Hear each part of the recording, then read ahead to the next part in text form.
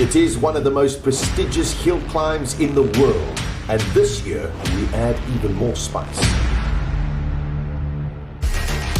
International multiple world champion Petter Solberg and his brother Henning are here, as well as former Formula One driver knysna.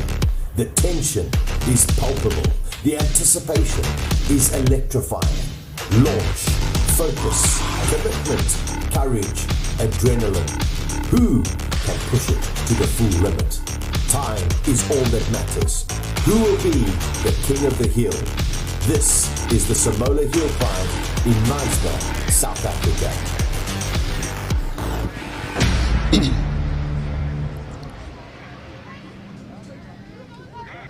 Greetings and salutations, race fans and hill climb lovers, and welcome to SIMOLA 23. It's the beginning of 2 days of our great coronation ceremony. Tomorrow afternoon, we shall crown 3 kings of the hill. Straight away, we're going right away to Sasha Martinengo in the box.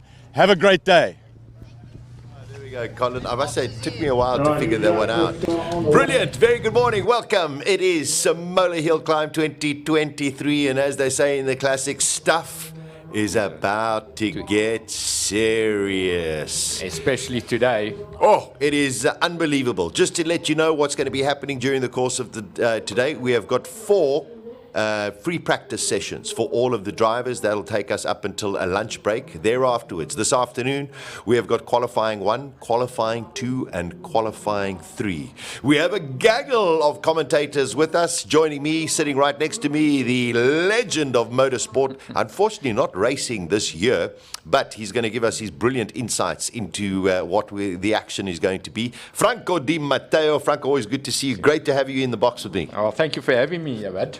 Sasha, I think this year is going to be fantastic. Looking at the quality of cars out there, the guys have actually stepped up their game, and I think it's going to be brilliant. So let's see what happens. Yeah, it is going to be phenomenal. Also, we've got a little bit of more international flavor this year. We've got Petter as well as Henning Solberg, Petter Solberg going to be going up in his WRX VW as well. And also, we have former Formula One driver Mika Salo, who's going to be in one of the AMG Mercedes.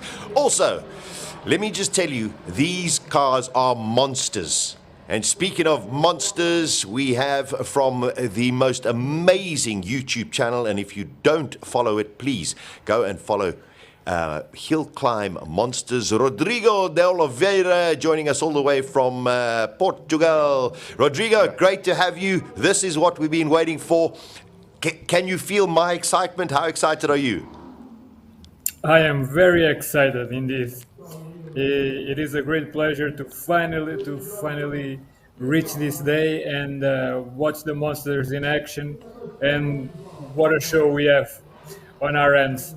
Can't wait, and definitely the international flavor will spice things up.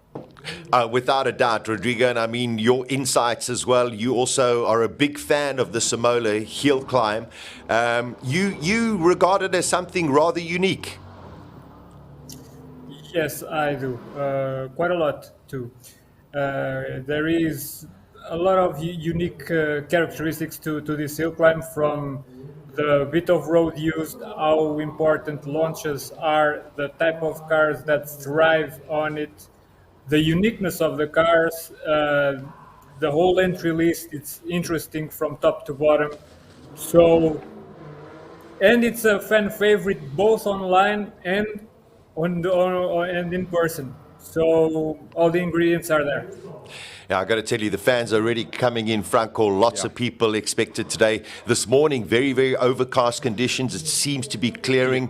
I'm no meteorologist. They're predicting maybe a little bit of rain tomorrow. But today, it's all about getting the feel, the setup of what that road feels like. Yeah, I think earlier this morning, and I was speaking to some of the other drivers, and they all got the same suggestion. I mean, the top drivers, it's going to be quite slippery this morning. I mean, the dew that's on the track, and it's cold. But I think by the second run and third run, it'll really come back to life again. Yeah, very much so. We are already into our first qualifying session. We'll get to some track action in a short while.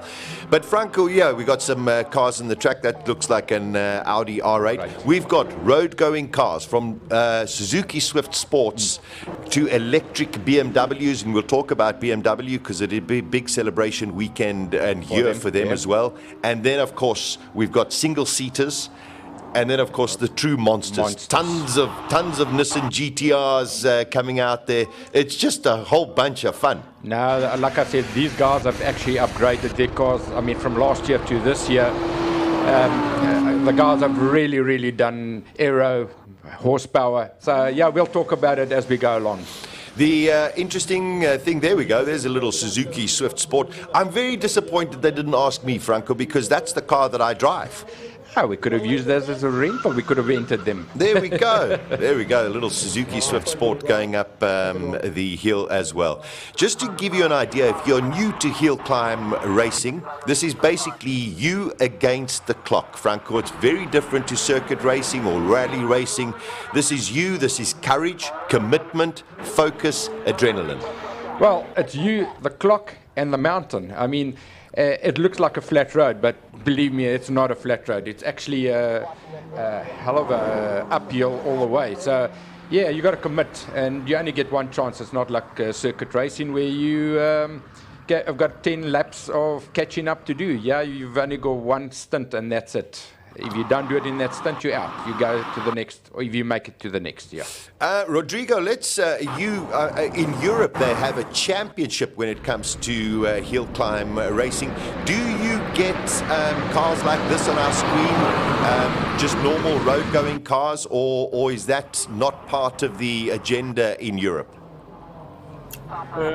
We have many championships because each country has a national championship, and then there's an overall European championship, which curiously there's a round, Spanish round. It's being held this weekend too, and I have some guys filming there. But there are some road-going car classes on some championships. On the European Championship, for safety reasons and because the entry lists are too long, they are excluded. But for example, on the British Championship, the German Championship, they are very prevalent. Okay. Rodrigo, I know we are just getting into this morning's action. Do you, out of the entry list that you've seen, do you have a favorite for yourself? It would be a bit unfair given I know some of the drivers too. Well, and speaking of which, you have Di Matteo there with you, and he was one of my he was driving one of my favorite cars last year. For this year, I am very partial to Peter Zille's MR2 and the R34 of Van Zoomer. Okay. Wonderful. So you see, Franco, you should have been on the track. Should have been. Yeah, Franco. Listen, your prediction, and you know, we got to take the single-seaters out because they're in a sort of class of their own. We're talking about the real monsters out there. Who do you think it's going to be between? There's about 5 guys that I was thinking about it last night, and those 5 guys could be anybody. If I start mentioning names, should I mention, man? Mention, I need to know. Go ahead. Course, Franco Scribanti is one of them. Yeah. Okay. Richard Ruetz. Yes.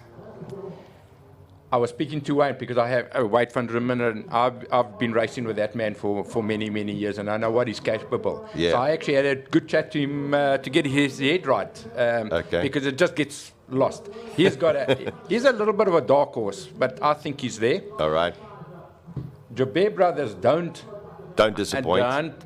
Don't throw them out, because if they can put it together, they will be up there. Yeah.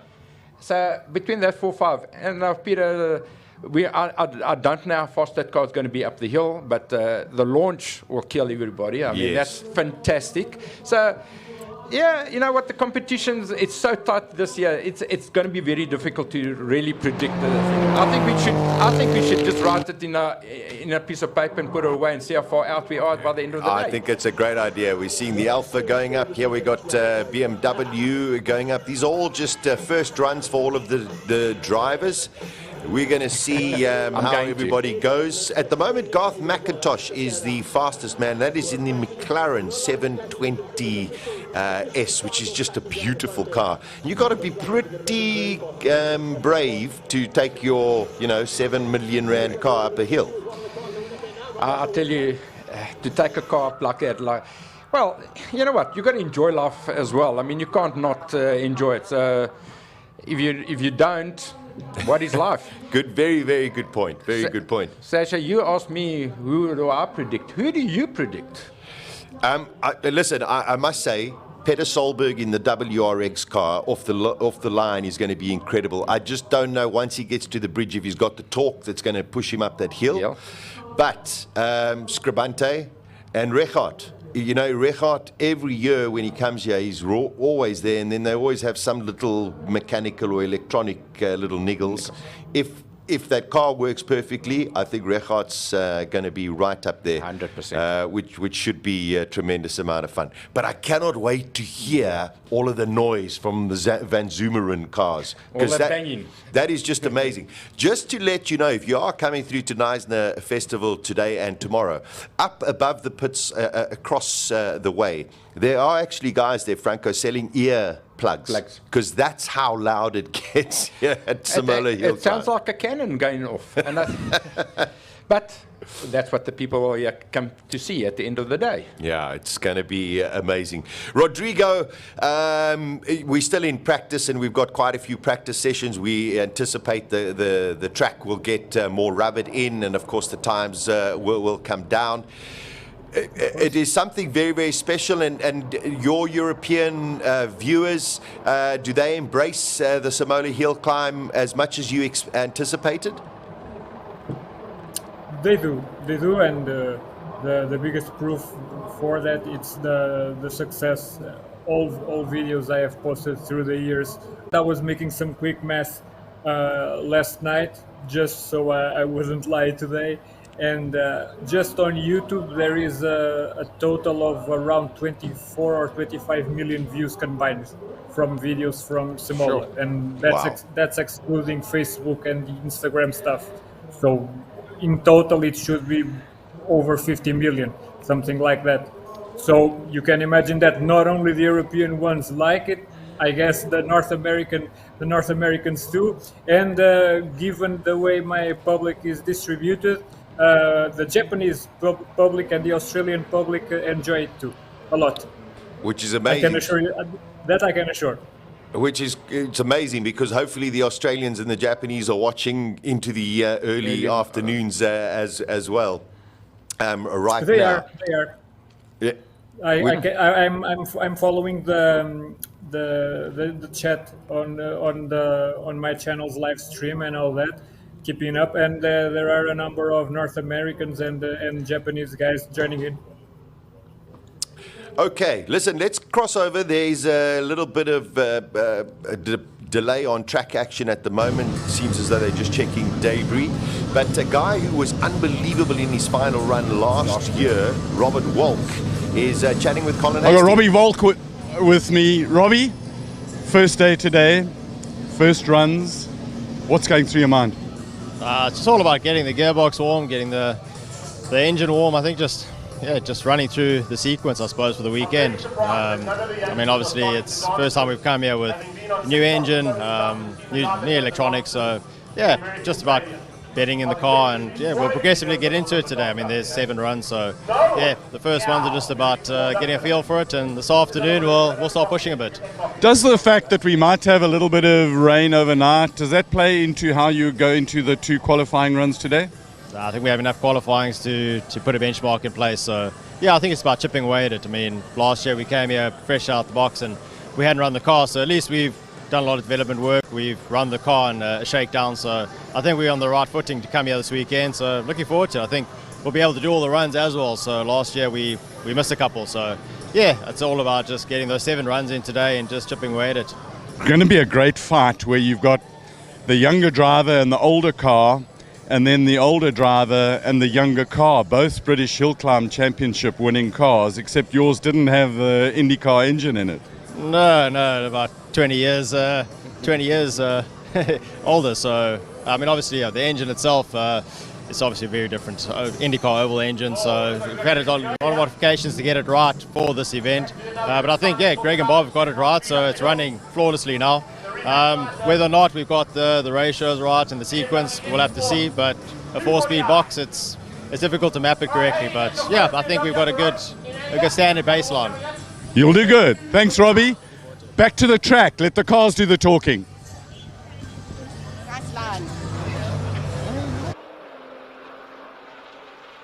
He's back on track. Here we go, one of the BMWs. Just going through some of the comments that are coming through on the HillClimb Monsters YouTube page, as well as our pages as well. Steve says, I've yet to make it to the HillClimb, but I was in Knysna 2 weeks ago and drove up the hill. To put it into perspective, the rental car I was driving had to go up in second gear. It's steep.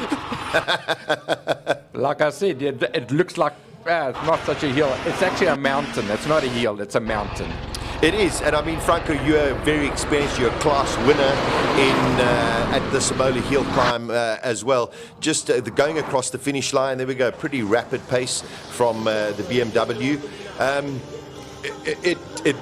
It is something where you have to be very, very careful with your setup, because you have what you call like negative camber corners. Yeah, you know, first of all, it's quite bumpy, so it makes it very difficult, so you can't make the car too hard. And then you get negative camber, where you want the car to be stiff. So you got to get that car balanced out. Otherwise, it just doesn't go where you want it to go, you know. And this is one of the most, look at that sideways. Nice. Yeah. Nice and sideways. So this is one of these tracks that are a driver circuit, a driver hill, and you got to pin it and you got to keep it on the black stuff, and that's very difficult.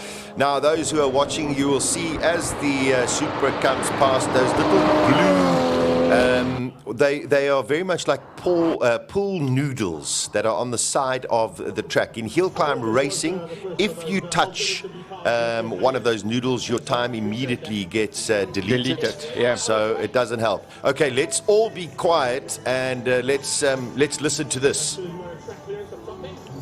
Okay, we're waiting. Okay, Nothing. seems a little bit of a delay at the moment. Rodrigo, let's ask you, because we have BMW who are celebrating 50 years in South Africa, the only mark, or the first mark out of BMW stable to actually have a manufacturing plant outside of Germany. They're an incredibly popular brand in South Africa, and they're running a whole lot of electric vehicles this weekend. Is the electric vehicle market something that is growing in Europe in terms of hill climb racing, or not at all? There were some attempts, but it's not easy, because even the rule book isn't very forgiving now about them. I know a couple of guys who tries to bring some Teslas, and curious also some BMWs, but until now there are some issues. I believe, and I love variety. I believe there will be a space for them, and with some development, we will have some classes for electric cars, and I like to see the battle between combustion and the electric stuff. But we'll see. It's way more difficult to assess than some people might want to believe. Well, there we go. There's an electric car. All you can hear is road noise, Franco. That's all you're hearing. And with the greatest respect to electric vehicles, at least this is a hill climb and it's not very long, so you know, the battery at least will last. I think it'll last all the way. Yeah. That is naughty. But anyway, okay, this is what it looks like. We're into free practice this morning. Here's another electric BMW and a big weekend. Yesterday in Classic Car Friday, we had 5 really historic BMWs on the track, most of them coming from their own personal museum, which was wonderful to see.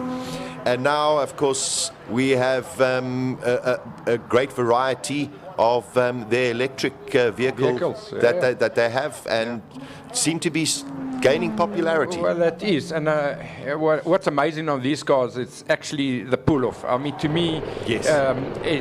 They go like an elastic band. It goes from 0 to 100 in like 3.2 seconds or 3.8 seconds. I mean, that's phenomenal. Very quick.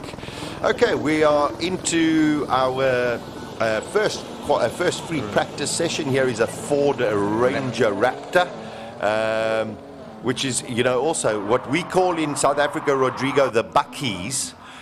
Most people just call them trucks around the world. Is this also popular in Europe?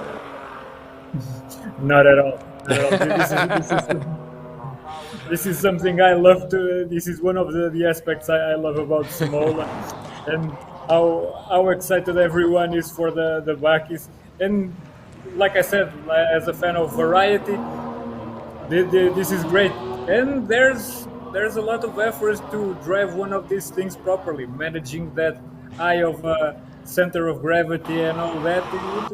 It takes some skill. We just do it a little bit different, Radicus. Come to Africa, we'll show you. Well, we did speak to this. I just love. I love BB Motors have turned a Nissan Patrol into, I think, the craziest SUV 4x4 ever. Wait till you see the front shot of this car. It's just bonkers, but it's amazing, Franco. I mean, that's heavier than a tank. I mean, look at this thing. Look at it. Look at that front nose. And I think it's got like a bazillion horsepower. Yeah, they've upgraded those engines and turned the power to max. That cannot be the easiest car to navigate up a hill. You must understand that all race cars are very low. That's so top heavy. I think the guy's been around here a few times just to make sure that he can get it up the hill. No, listen, it's wonderful stuff, and really. Where I'm staying in knysna, he seems to be going very slowly. Slow. Yeah. Very slowly. Maybe a turbo pipe has come off. Or something. Or something. There is one, not that specific one, but there is one staying at the guest house where I am. And it's just quite a marvel to look at. Yeah, I think it's got a different front end on that car, and it just makes it unique at the end of the day. Yeah, unfortunately, it's not going very well. Yeah. At present. Oh, here we go. Here's one of the first crazy cars. Yeah, and that's got a Mercedes V12 in it. Unbelievable. Yeah, that's the Noble. So there we go. We got Macintosh still at a 48.6. It seems as though the Nissan Patrol made it to the to the top of the hill. And as you can see from those pictures, these cars with slightly heavier suspension you can see the bumps on the track. He's also going very slowly, so there could be a yellow flag out on track to tell everybody to slow down. I think that truck never made it over the start and finish line, and they just let this go out by mistake. It looks like it. You see, I think, you could be right. You could be right. Rather have your gremlins, Franco, in your free practice sessions. 100%. So now you can go back and do a little bit of work on it and see what's wrong. Sometimes just small things, a little boost, like you say, boost pipe, or just something small just unclipped itself. So you can get it going again now. The frustrating thing, Rodrigo, I suppose, for any competitor when it comes to any form of racing, but specifically hill climb, because everything has to be perfect, are the small little issues that so many hours going to preparing these cars, and then unfortunately something goes wrong, and it's a worldwide phenomenon. Yes, it is, and that's the nature of the beast. Motorsports are just like this, and HillClimb racing even more so, because you can be a whole year preparing a car, cramming all the horsepower, all the air, all the setup, vehicles and all that, and when the day comes, this little thing can happen and all the effort goes down the bridge. But on the opposite side, when things go right, I don't think there's many other things in life that can bring that much joy. Spot on, Franco. Let's bring you on that point as well. When it goes right, and you've made it go right many times, what is that feeling like, especially when you pull off that line and you know, whoa, I've got that start. Now what does your brain do? You are so focused. Okay, so as you pull off, I mean, just to get the start 100%, I mean, that's the biggest failure that you can have is on the start. Clutch, side shafts, anything can go wrong. So when you get that thing perfect, it's just a bit of a relief. But then you got to go back into it. You can't just relax in it because the corners are coming up, and you got to just keep on that focus. And this is, you cannot make a mistake. If you make a mistake, as you can see, you got the mountain on the one side and the cliff on the other side, and embankments. So if you make a mistake, you're going to be in serious trouble. Coming up to that bridge, Franco, you can actually see how bumpy the track is. Yeah. It doesn't look too bumpy, and like I said yesterday, 3 years ago when we ran late and we were running in the dark, you could actually see how the top cars actually bottom out, and it was actually spectacular when you can actually see all the sparks coming out from under the car. So it is fairly bumpy. Yeah, quite amazing. This is free practice. You're seeing some cars going up at different kinds of speed. I just love this. This is the craziest thing. It's a BMW Z4, but it's not. Rodrigo, inside here is a NASCAR Hendrix engine. This has got to be one of the craziest cars I've ever seen.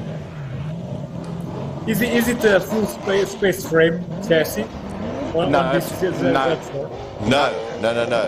Okay. Even more impressive then, because that took a lot of work to cram that. I imagine it's a 4.4 engine, maybe, or even a 5-liter. So there's some real work, and then I don't know. It sure sounds good. Let's see how it will be driven during the week. It is driven by the father of the Giancarlo family, though, Franco, and he loves his driving, but I don't understand how you can keep all of that power and get off the line efficiently. The torque is the bigger issue here. Yeah, it's too much, but also they've upgraded the engine, give it more power. Rodriguez, I actually said to him yesterday, if they just turned the power down a little bit, he would actually go faster. The car is so strong that the poor guy, I think, is a little bit weary on it. Do you know if it's running traction control, state of the art? It is running traction control on that, but like you said, the Rodriguez, that thing has got so much torque, and a very, very small tire. So whatever you do, it still just breaks away. It's they're violent. Yeah, Rodrigo, you can see very, very hard suspensions on these cars to try and give them as much turning and less understeer as possible. We're now beginning to get into the classes where we have just brute force and huge noise. And I think that's the most exciting thing about any form of racing is the noise.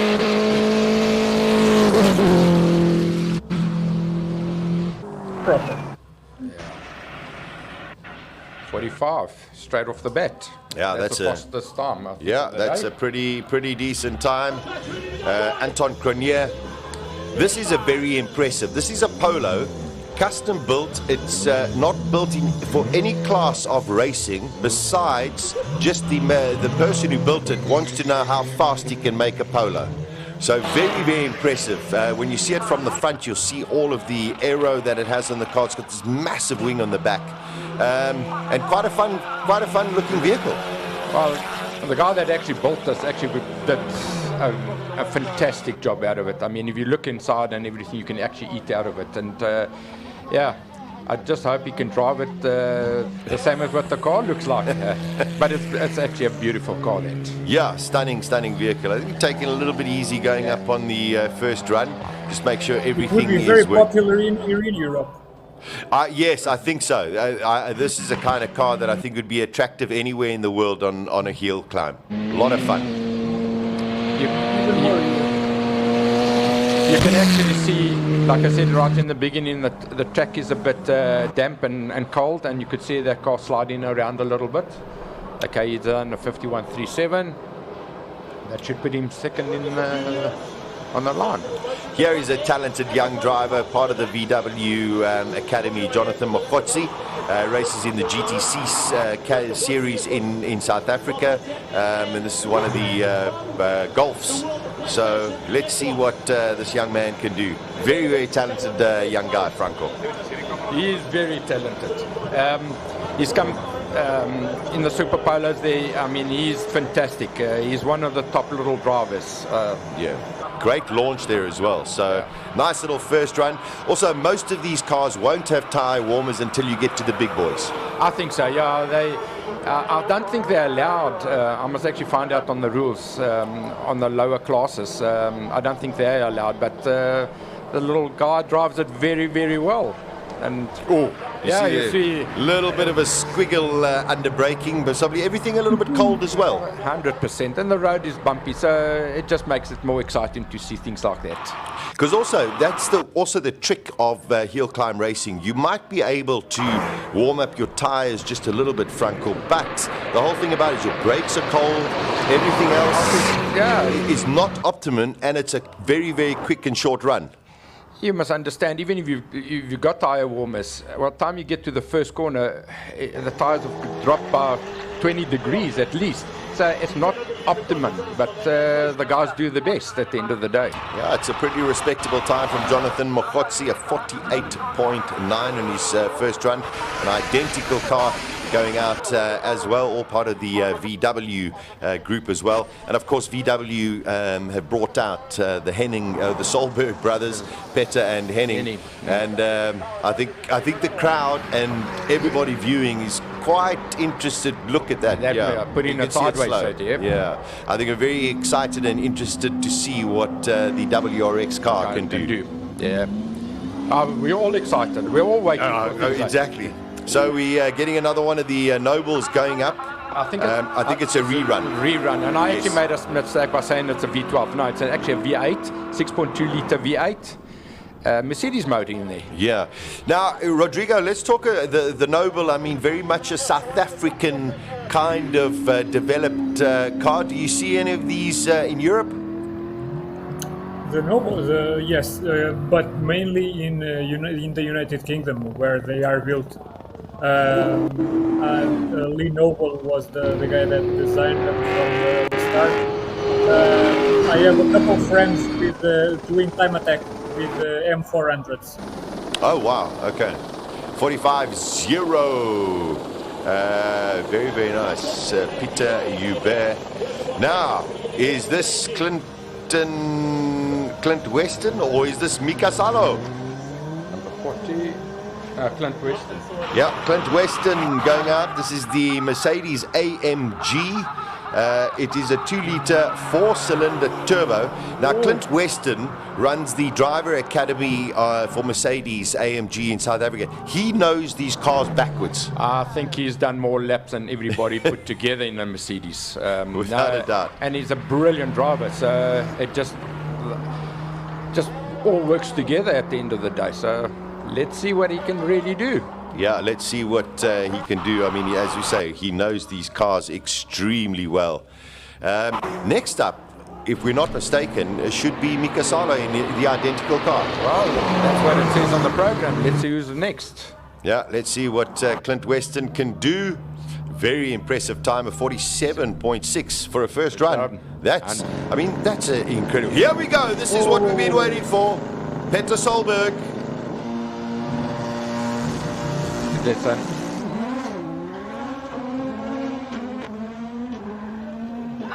Impressive. Let's just listen to this. Let's listen to this.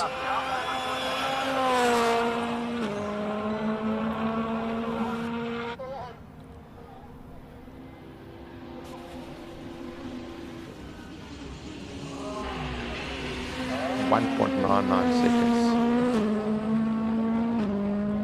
Power, yeah.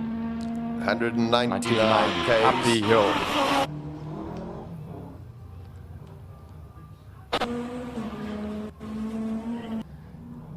Yeah, he's not holding anything out there. Holding back, nothing there. He's just saying, you know what, I'm in South Africa, I'm going to do something. Let's, didn't get you there. 40.867. 40.867. That scared that VW off the track. That is a first run. I think he's given up. He's Exactly. not going home. That is unbelievable. I mean, that's Rodrigo. That is what we've been waiting. I've got cold shivers. That was insane. I was keeping quiet when you were talking about the polo earlier, because I am quite familiar with the car, having seen it quite a few times during its rallycross era. The only limitation there, I think, it's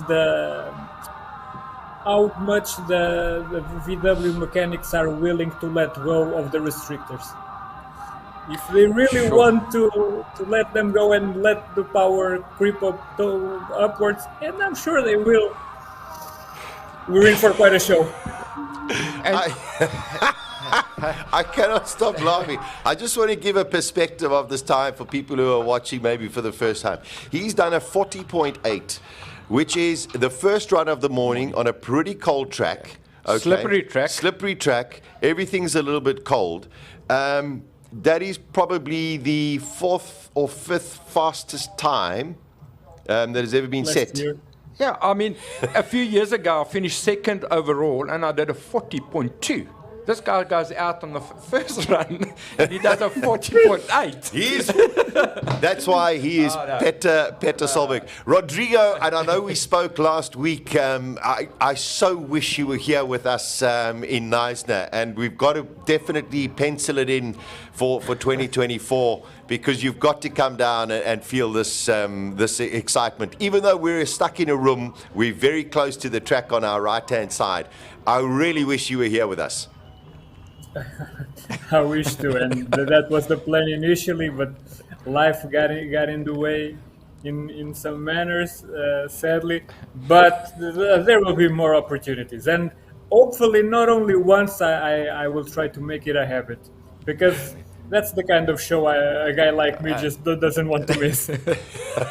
Oh man! Well, I know you are such an advocate and an ambassador for HillClimb racing, and such a fan of SIMOLA. So it is a real privilege to have you along with us. And I mean, the day has only just begun, and we've just seen something remarkable. So it can only get better. If it started off like this, I'd like to see by the end of tomorrow what it's all about. I promise you. Wow. I mean, and to think about it, I don't think that Peter has ever been up this hill. He's never. I mean, that was the first time he's ever driven up here. And you know how difficult it is. Well, clearly. Okay, not for him. Yeah. Here we go, another one of the road-going cars. It's become quite popular in South Africa, the Hyundai i30N. Yeah. Very, very good-looking car, and got some impressive power. Very impressive power, and very, you know what, very well priced as well. I mean, it's a fantastic little car at the end of the day. A friend of mine drives it, and they're very impressive. Very nice. 160 k's an hour. Only 39 slower than Petter Solberg. You know, what's 39 k's between kph between some friends? I think it's just remarkable. I'm sure there are a lot of giggles in the pit lane at present. Everyone looking at the timing screens, going, "What? What was that?" I think there's more than giggles in there. I think there's more like worry, because I mean, if this man does it on the first run, probably old tires and all sorts of things. If they're going to take the boost up a little bit more, I think it's going to be fun. It's going to be fun. You wonderful. guys have no idea. Yeah, that's for sure. This is a Scooby with a huge wing on the back, going to be making its way. So the gap at the moment in Class B3, something squirreled there. Petter Solberg is in Class B3. Anton Cornier is also in Class B3. Only 4.17 seconds over Less than 2 kilometers. Yeah. It's wonderful. You must understand the acceleration on that car is, and the guy, we saw he can actually drive that car to its limits on the first run. This is not going very fast. Nah, I don't know what's happening to her. Yeah, not going very fast at present. Maybe a couple of little niggles. But the whole thing is, it's first free practice. You got to try and iron out any kind of issues that you have, and these things do creep in at any unforgiving moment. Seems to be a little bit more pacey coming up the top end of the hill. Just under 1 minute for the Subaru. Let's get back. Yeah, this is the Proper machine now. yeah, this is crazy. Rodrigo, you know this one?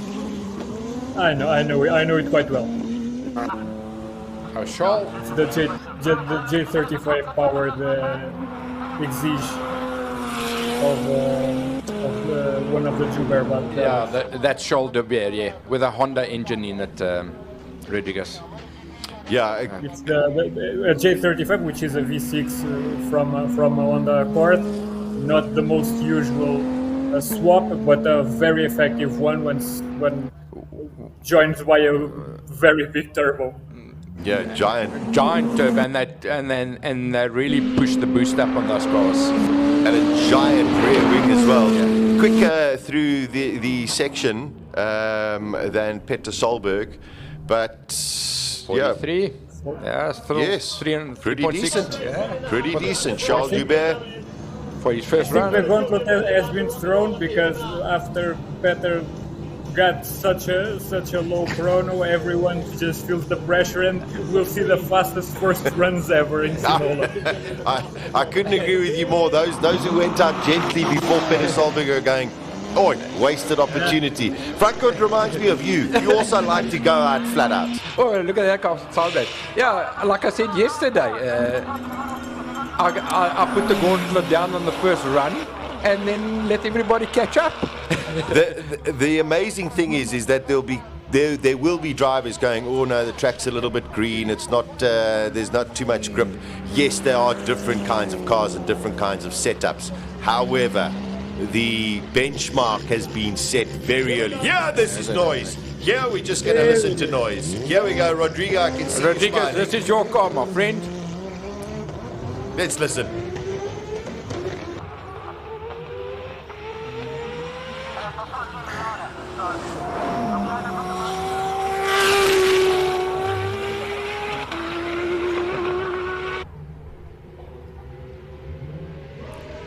For once, he's not running off the circuit, eh?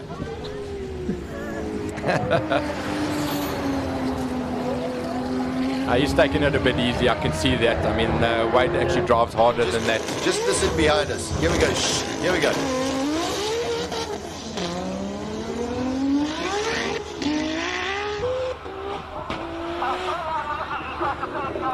They're not banging as hard as last year.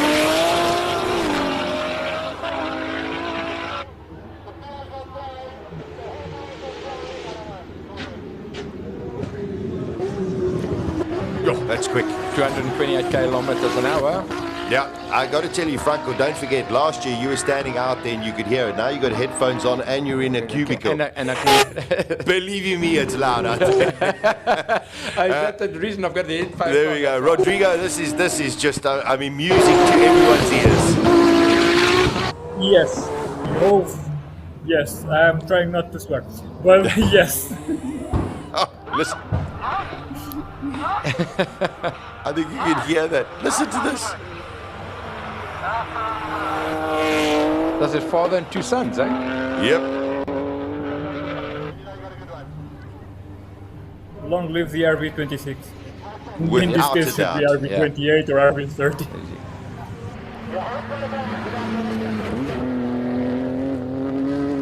Yeah, this car's not that modified like the father and the other Wade's car. Yeah.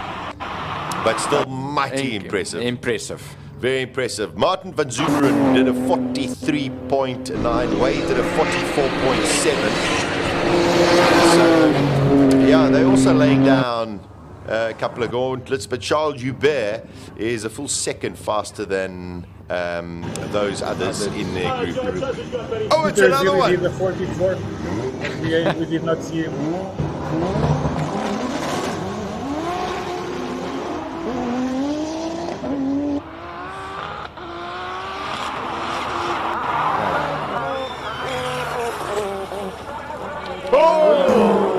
Whoa, that was close.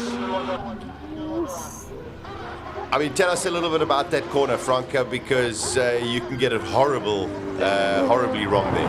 That corner is actually deceiving because you think you could go flat out through there, and it's negative camber on it. So as soon as you go off that, on the positive side of the road, you actually on the left-hand side, you're actually running off the circuit, and there's no way that you can hold it back. So you got to be very careful of holding it on lock. And it seems, listen to that, the turbo, it seems as though like that mountain all of a sudden is pulling you towards it. Towards the Still very impressive. 100%. Very impressive.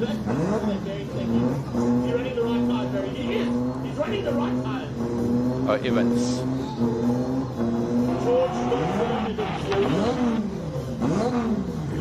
So what I'm actually going to do is I'm going to open our door.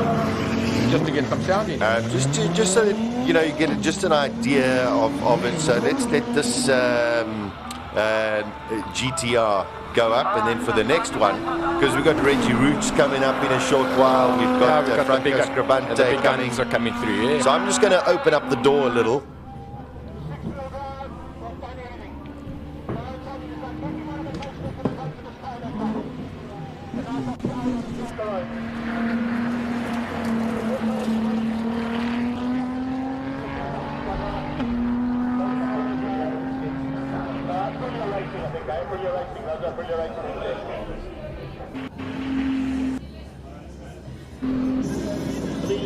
All right, we got our trackside commentators. I've opened the door as well. The Scribante brothers, Aldo and Silvio, they've done a huge amount of work to these Audis.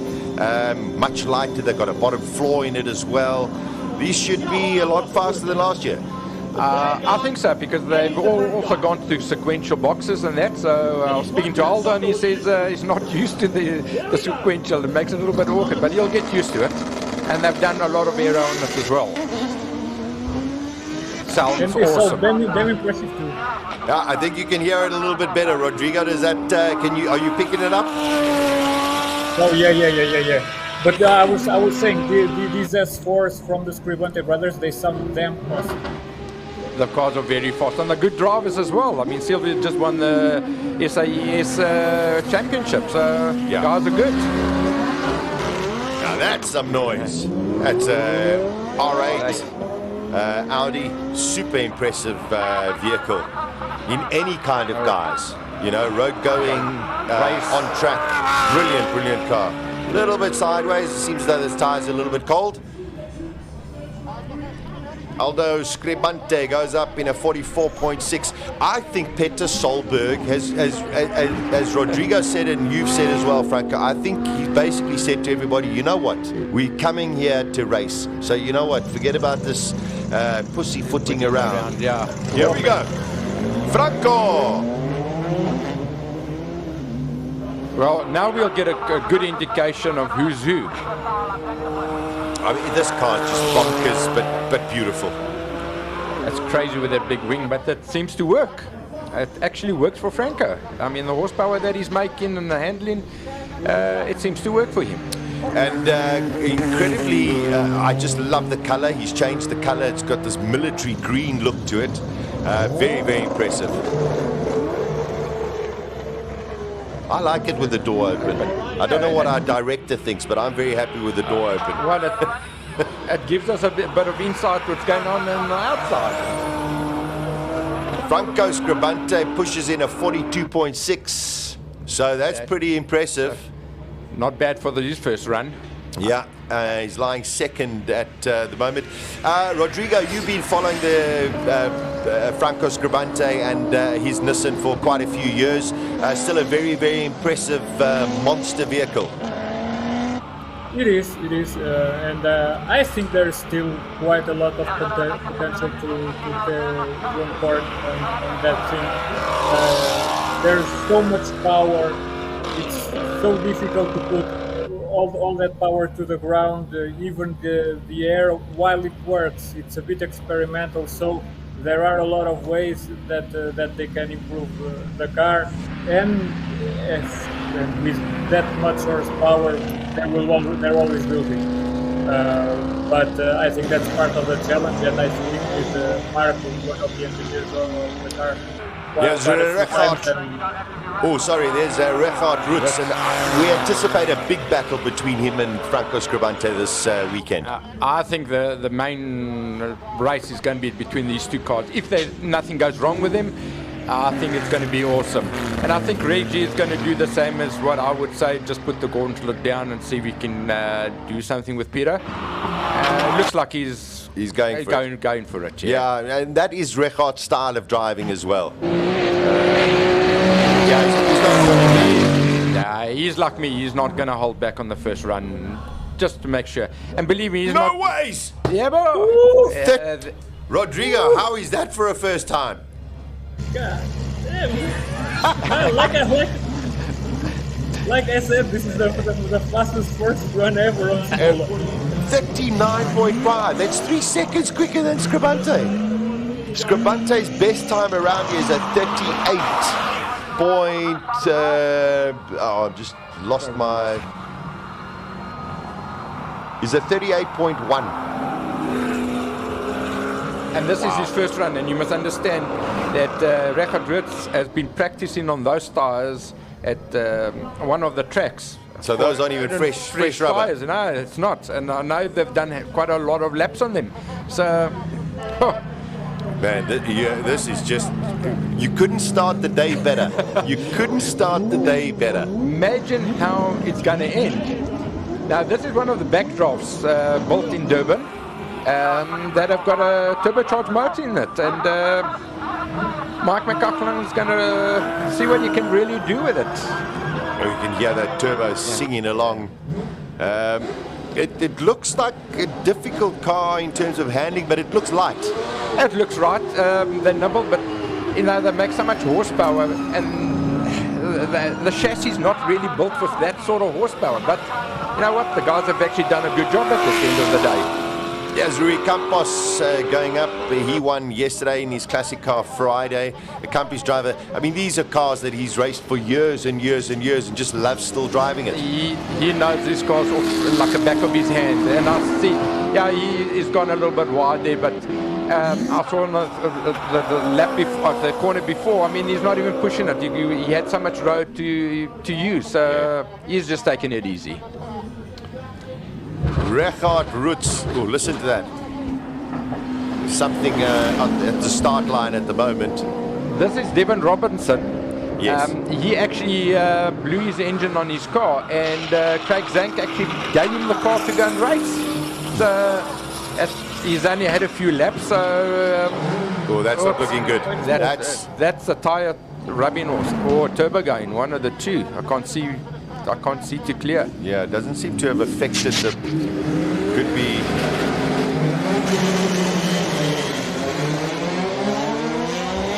I thought it was one of the open wheelers. We have had a couple of times that have been deleted so far from the practice one. And of course, this is practice one.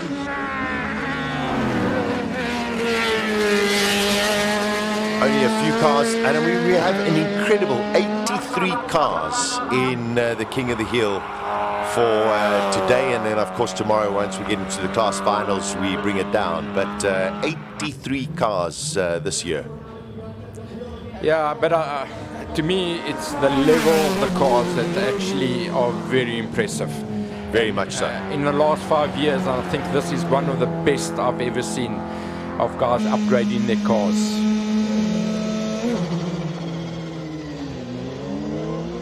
These single-seaters, if they get off the line, they really have a good shot.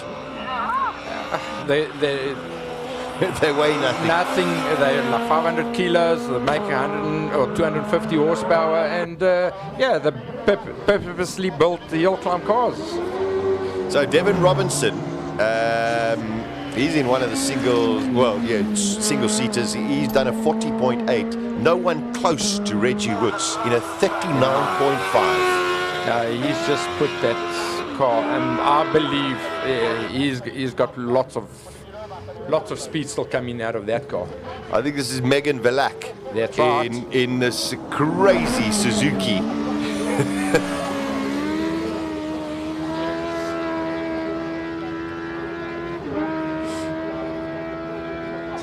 All right, Megan Velak.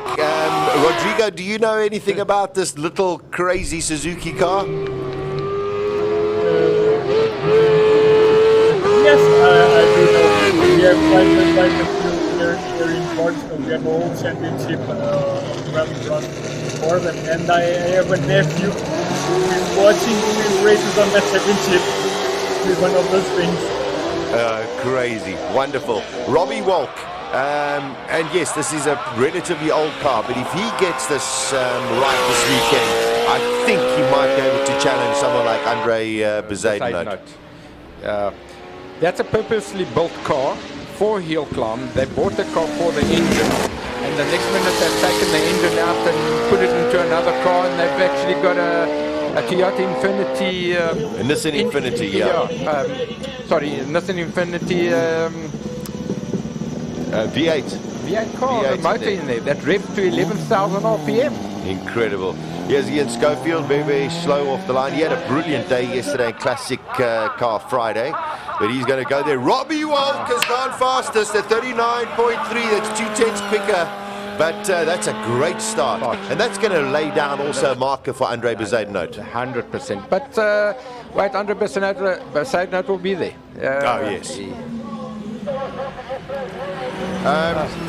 Rodrigo, single-seater cars in the hill climbs in Europe, is that also very, very popular? Oh yes, I just don't. My channel is not focused on them, but they are massively popular.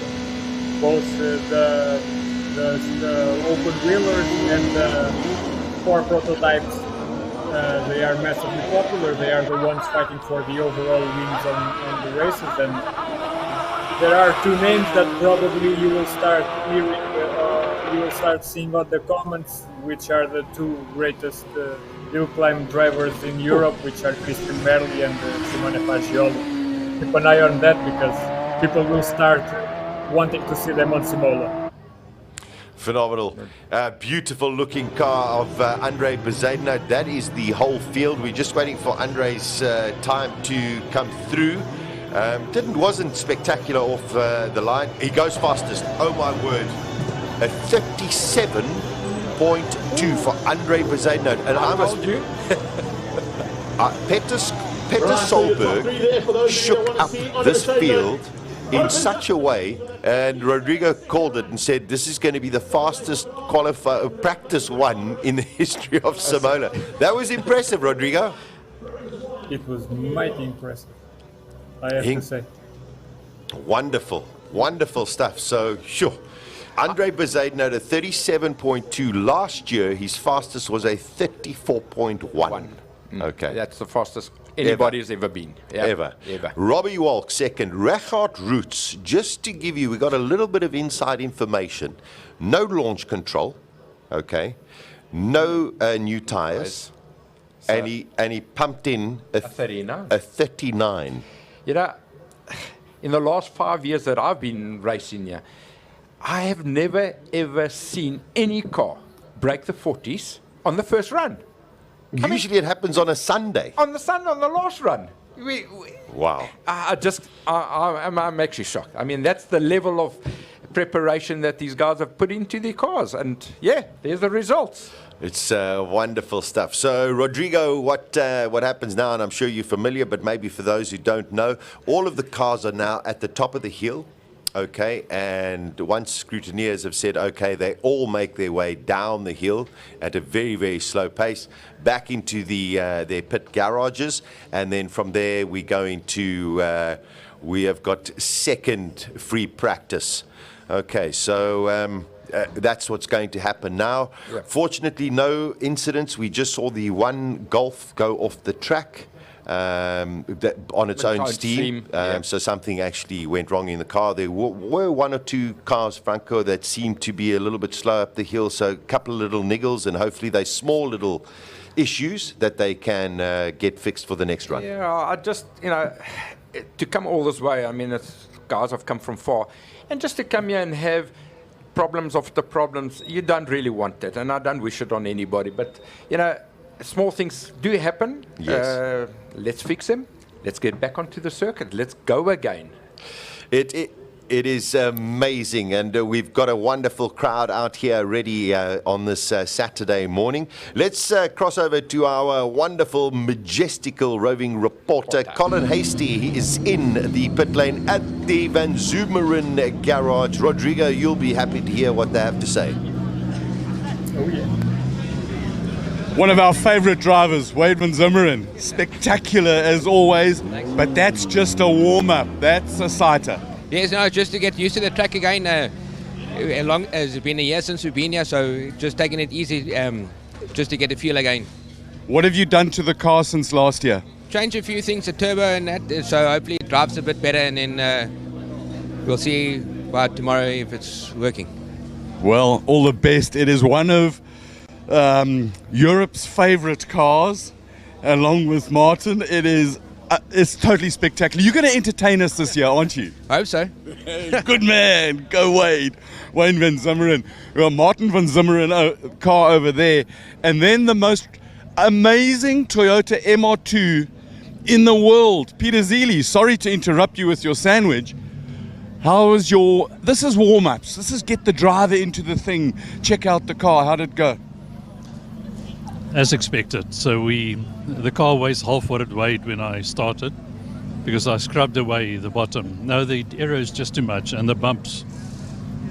So we're going to lift the car. We have to, which is a pity, because then we lose aero. Well, it's one of those, you've got 5 runs today, and it's one of those where you've got the balance. Do you want the aero or do you want the bounciness, and which will bring you the time? You won't know until you've tried it. I want the car to be in one piece. We want you to be in one piece as well. No, but it's working. So it's got loads of grip. So I'm looking forward to it. Awesome. Thank you, Peter. Good luck. We're going to go this way and try and show you the cars as we get here. Martin Van Zumeren. How are you? Are we great? How are you? Oh, very good, thanks. Good to be back here. It's so nice that you brought one of my favorite cars with that exhaust at the start line. Is magnificent. Enjoying it, yeah. At least we got it going again. We had the same problem again as we had the previous year, but at least Steve Clark managed to sort it out for us. And you've got it sorted now? Yes, we're happy. What sort of times do you expect to get down to? Well, I hope we can get to the low 40s, but it's a bit bumpy, but we'll try our best. But you're going to entertain us. That's the main thing, so have fun. Lovely, good man. Thank you, Martin. Martin Van Zumeren, Franco Scarpanti just come back. We're going to try and go up here and show you even more of the cars. We have a look at...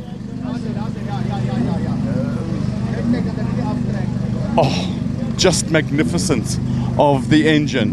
Scarpanti coming back in here. Silvio Scarpanti with one of the Audis. We'll have a quick word with him. Silvio, come and tell us, that was just a warm-up run, but how did it go?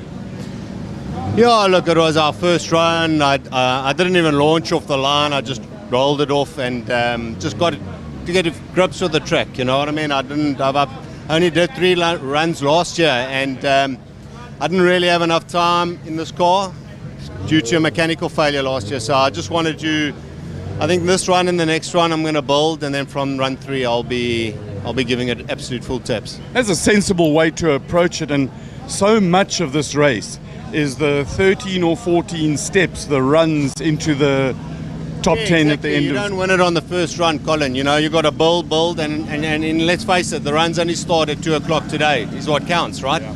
So I'm going to build for that quali 1 at 2 p.m. and build from there. Had a bit of a misfire as well in the car, so we're going to just fine-tune it and get my driving fine-tuned for quali 1.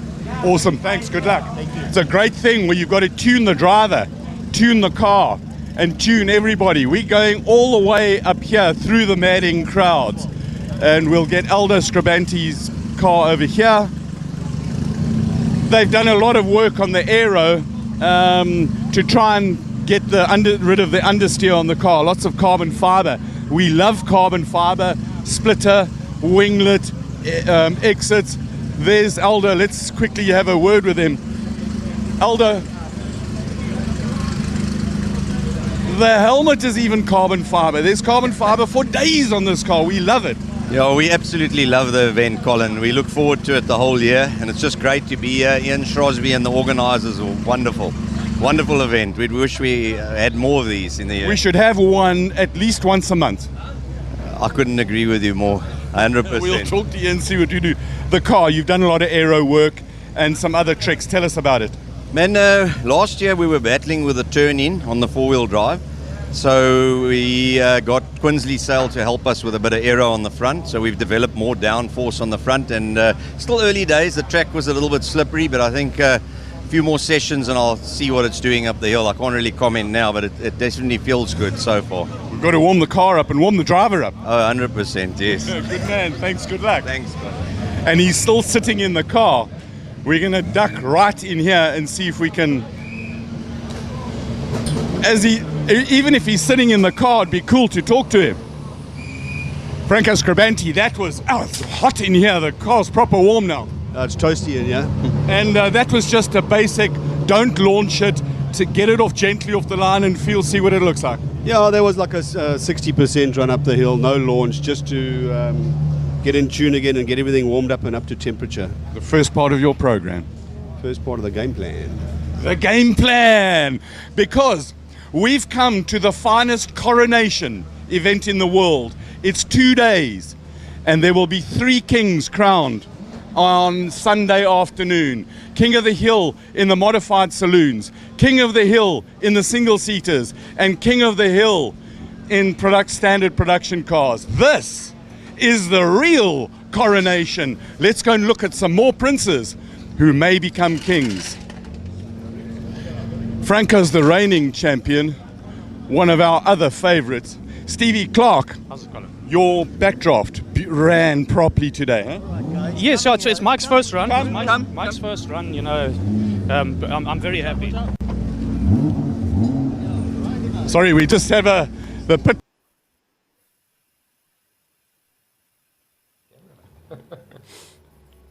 Boy, something happened there. There's so much excitement in the pit lane over there. I hope Ari, our cameraman, is okay.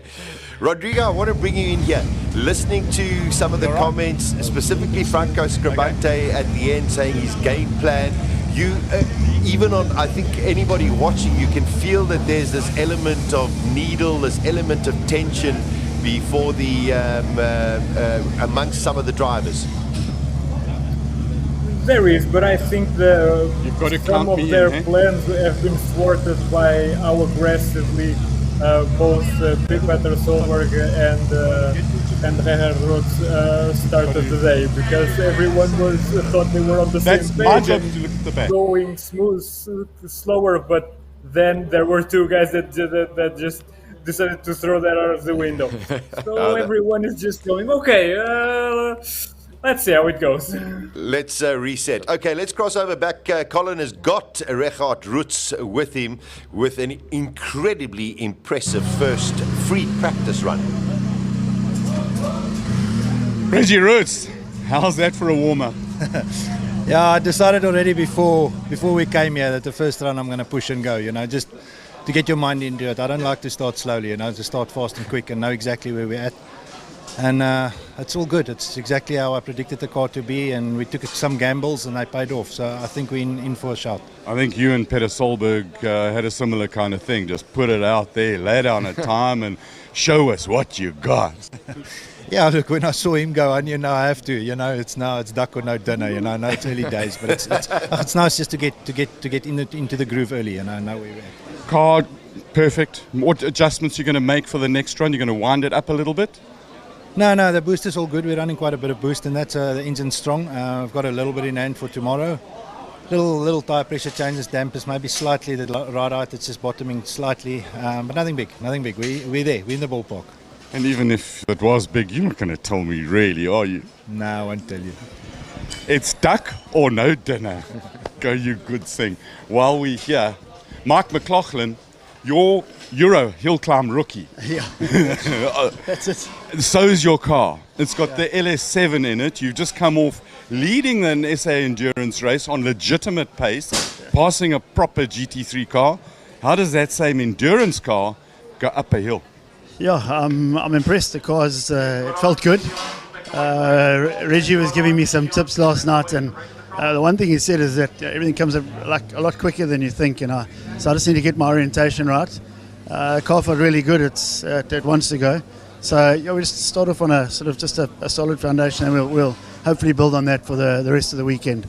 Lovely to see all the backdraft boys here, and Tony Martin. It would have been nice to have Brian Martin, but apparently he thinks golf is more important than motor racing. Yeah, please have a word with Brian. We will, definitely. Good luck. We'll talk again. We're going to go out here, and Ari, for those of you who may have seen, we had some interesting encounters with racing cars in the pits, because the pits is a busy place here. Before he even gets out of the car,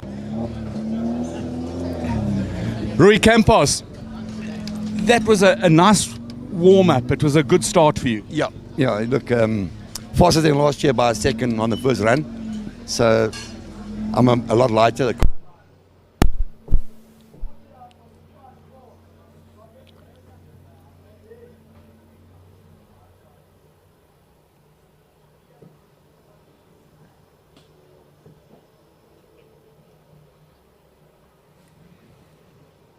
Unfortunately, a little bit of an audio issue there with Rui Campos and Colin Hasty. But, I mean, Rui Campos also second quicker than last year already. Solberg and Roots definitely have shaken up the cage. Yeah, I think every year, like White van Zoomen and we were saying, they slowly go up. But I think this guy, Peter, came here and just said, yeah, we do it differently overseas. We put a pace up right from the start. And I think Reggie looked at it and he said, I can do the same. Brilliant. Rodrigo, also, I mean, in HillClimb events in Europe, they're free practice sessions like we've just experienced with our first one. Is it also a build-up, or do you have some of those kind of drivers like a Franco Di Matteo that sit next to me, or a Peter Solberg who just sit there and say, first run is the one that matters, I'm going flat out, and do they lay a benchmark, or is it more progression? It goes case by case, and there are different approaches. The guys coming from rallying tend to be, or from rallycross tend to be the more aggressive guys. Those, either if it can be a practice run or a racing run, and they're always going flat out. The guys coming from circuit racing, they are way more gentle with their approach. And then there are the veterans which do some dirty tricks, which is a funny thing to watch. Just to give an example, you can take for example Reto Meisel with the SLK Jet V8, one of the most popular cars. And if you see the practice runs, you think that the guy is always being slow. He isn't. What happens is that he is going flat out all the way, and then as soon as he's about 300, 200 meters from the finish line, he just crawls until reaching the finish line. So he doesn't reveal how fast he is during the practice. Tactics. Yeah, tactics. And I mean, it also becomes a very psychological game, because now people have to reset Franco. Things have changed. As you know, this is the first time we've seen it since the history of SIMOLA that all of a sudden benchmarks have been laid down now. Is there a reset, or do you stick to your game plan? No, I think they stick to their game plan. They don't change unless something goes wrong. But like Peter, I think he's still got a few seconds in hand. And Reggie, Franco Scribanti's got plenty up his sleeve. I mean, that car, they'll just turn the boost up and it'll just fly up that hill. I mean, I saw he did about 222 or 29. Yeah. That car's got another 40 Ks in hand. So Yeah, I mean, it makes 1,500 horsepower. I mean, he's got lots to play with, yes. Yeah, we're waiting for free practice 2 that is going to be coming up in a short while. Everyone's going to get themselves ready. They have a little bit of a break. The turnaround time is quite quick. Franco. Yeah. So if you do have those little niggles, you are entitled to miss out on a free practice session, but it is going to definitely hinder your progress. Yeah, I think the guys that actually missed 1 or 2 practices, they're a little bit on the back foot, because I mean, every run you got something to do, and if you're happy with the car, then fine. But if you've got niggly things to fix, it's very difficult to come back. I know Colin was speaking to Peter Zealy. I don't recall seeing the car going up the hill. Also, Mika Salo we haven't seen go out as well. So there could be 1 or 2 issues. Salo might have been a little bit late. Okay. The Ferrari swapped the Exige. I didn't see it either. Yeah. Well, Colin Hasty is actually walking into our studio. Cole, just tell us exactly what happened with Peter Zealy and Mika Salo. Zealy did get a time. Okay, we didn't see it. Amazing. Phone No, that doesn't matter. But Mika Salo, did he go out? Yeah, I think he hit a pylon, so his time was disallowed. Oh, is that why? Okay, so 1 or 2 of the screens we didn't pick up. Unfortunately, everybody went out. Everybody's warmed up nicely. They've got a game plan. They've got a run plan. The 2. Colin, come on. Before you carry on here, let's be honest. When that time was set by Peter Solberg, a whole lot of eyes got opened. I mean, we laughed for about 5 minutes, all of us, plus Rodrigo. That's why we missed the. That's why we missed Zealy, I think. We were just in hysterics because we were like, what has just happened at SIMOLA HillClimb? It was amazing. But just seeing him come up to the line and in the pit lane as well, proper focus, eyes incredible on the scene, and they've come to race. They've come to win. Without a doubt. The thing with that, I think one of the biggest advantages that Solberg's got is all the experience that is from rallying and the WRX stuff, that he can pin it right from the beginning. And then talking to Reggie, he said that when he saw Solberg's time, he had to boom, put it there. The other guys are going for, they're building up to it. Yeah. The other race to watch is at Robbie Walk in that Pilby. Yes. Number 1, it's the second finest sounding car on the hill. You know which is the finest sounding car. The Scarlet. Van Zumeren. Yeah, the yellow one. So watch for the yellow Van Zumeren car. I'm going to do an exhaust can thing with that. Stand at the exhaust and get blown away. Well, I tell you, Rodrigo's feeling the atmosphere through the TV and the speakers, etc. So what we have actually done is we've opened our door here in our studio so that he also can feel the ambience and the just craziness of the cars in the line. And let's bring you in, Rodrigo. I mean, it was quite a fabulous first session. It was. I wasn't expecting to see the number of the guys just going flat out straight away, and most of all, it's fantastic to check in again with the SIMOLA monsters, because we have only one time during the year to really watch them being driven flat out, and that's something that should be corrected in the future. There should be a HillClimb series in South Africa, I believe. Well, we've been talking to the guys in the pit lane, and Martin Van Zimeren says we need one at least once a month.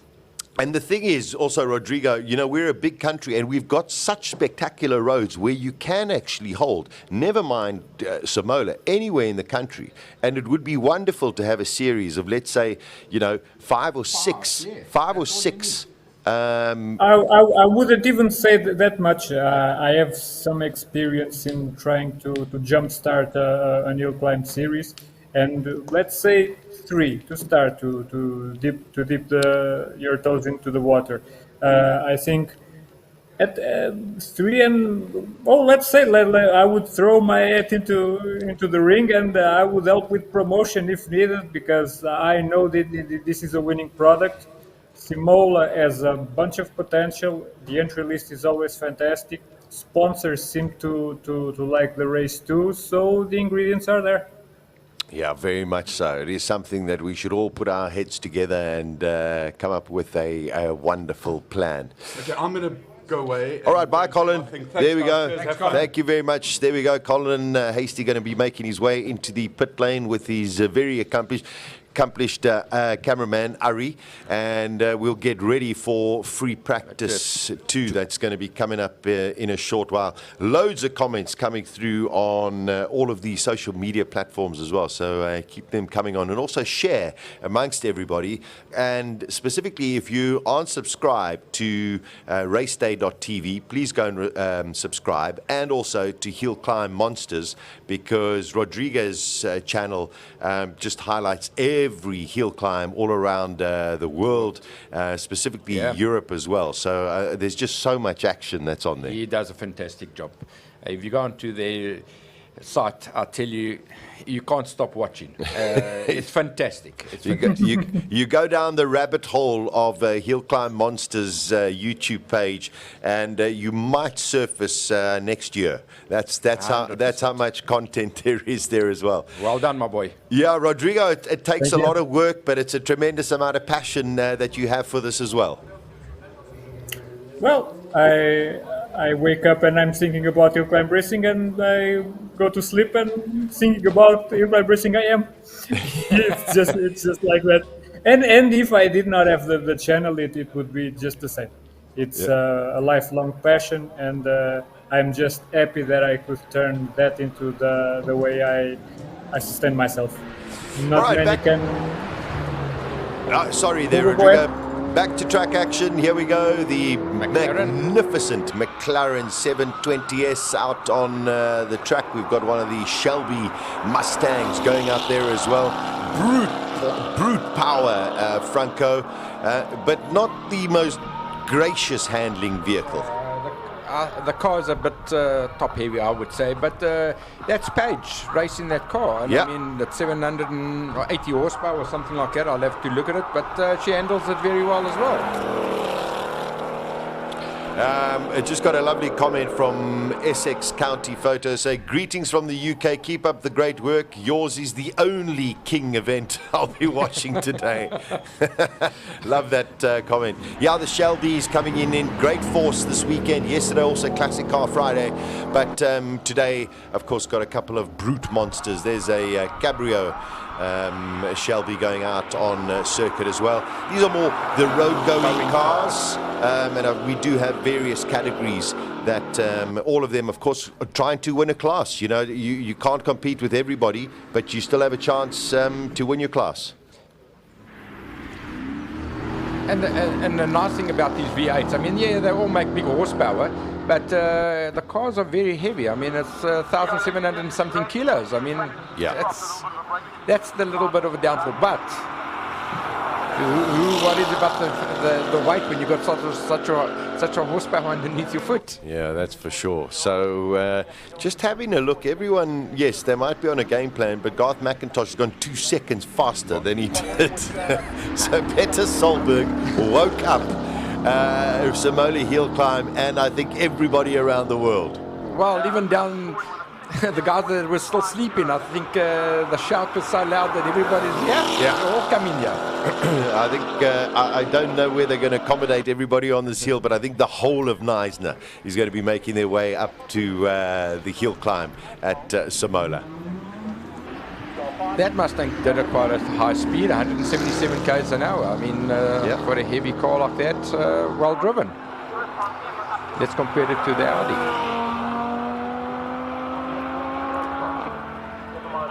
Yeah, we got Gordon Nicholson in the Audi last year. His best time was a 46.7.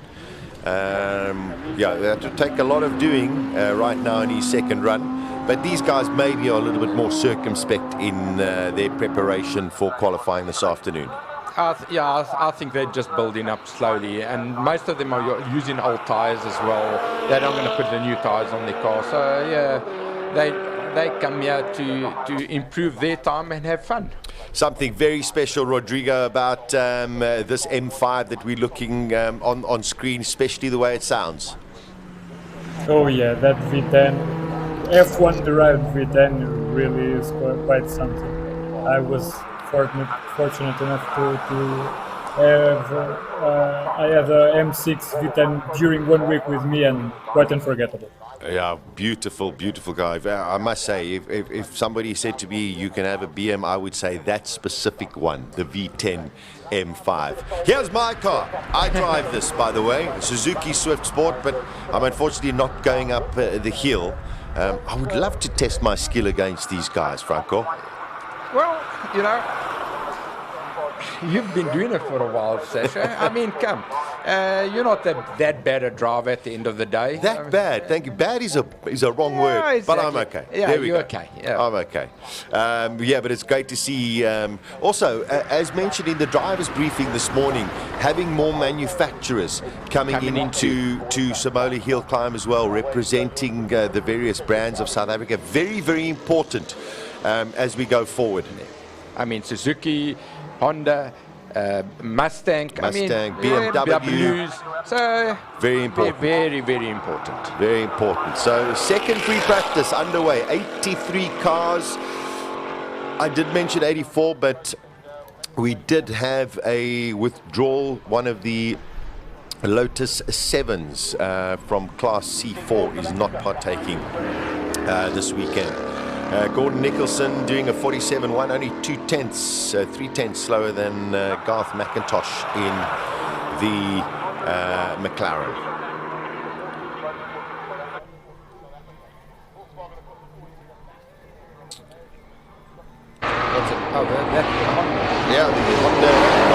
That's Dion Hubert. I nearly didn't recognize Dion Hubert because he cut all his hair off. I actually saw him this morning and I'm thinking, who's that? Yeah.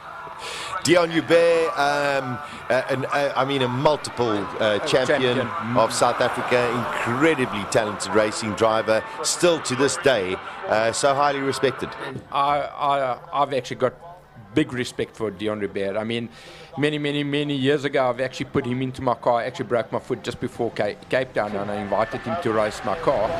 And he showed me that the car could go faster than I've ever driven it. So that was like Peter put in the gauntlet down, and it actually woke me up and said, you better drive this car. No, there we go. No, he's a fantastic driver. Incredible. Also nice to see the Audi mark out here as well.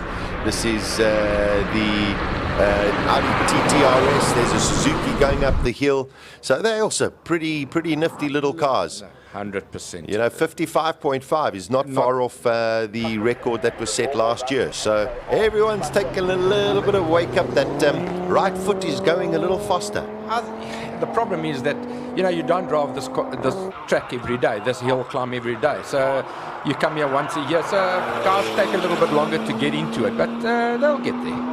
Jean-Pierre van der Walt said he's got a couple of niggles with his Porsche. He's won it 2 years in a row. Very lovely young man, but not entirely happy with his 911. Yeah, like I said in the beginning, some guys start fidgeting a little bit and they just go the wrong way, and then trying to get back to it, it's quite difficult. But he'll get it, he'll sort it out. I'm sure he will. Another BMW. Yep, we did mention it a little earlier, and we'll mention it, of course, during the whole of the weekend. 50 years of BMW in South Africa, which is a wonderful achievement for them. We've got some Toyota Supras that are out here as well. We've got a whole bunch of other cars.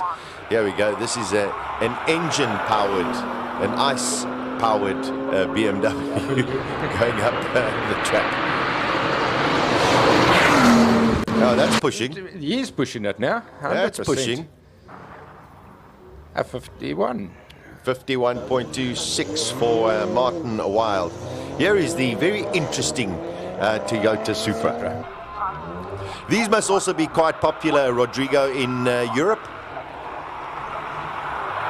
They are, although the GD86 turned out to be a bit more, even. Okay, fair enough. Robert Gearing in the M2 goes in a 48.3. Not bad at all. The Alfa Romeo Giulia Pitpochita, he's been coming out for the last 5 years in this car. Just loves driving it. Loves driving it. And I mean, the first year, everybody was dying to have a car like that, and he actually comes here and he puts it on the hill. I mean, fantastic. You live life. Yeah, you got to live life. Oh, that sound. Whoa, that is huge. Oh. Whoa. Okay. He's so lucky there. Yeah, that's he's so lucky there. A change of underwear, perhaps. Okay, let's listen to this, Franco. Here it comes.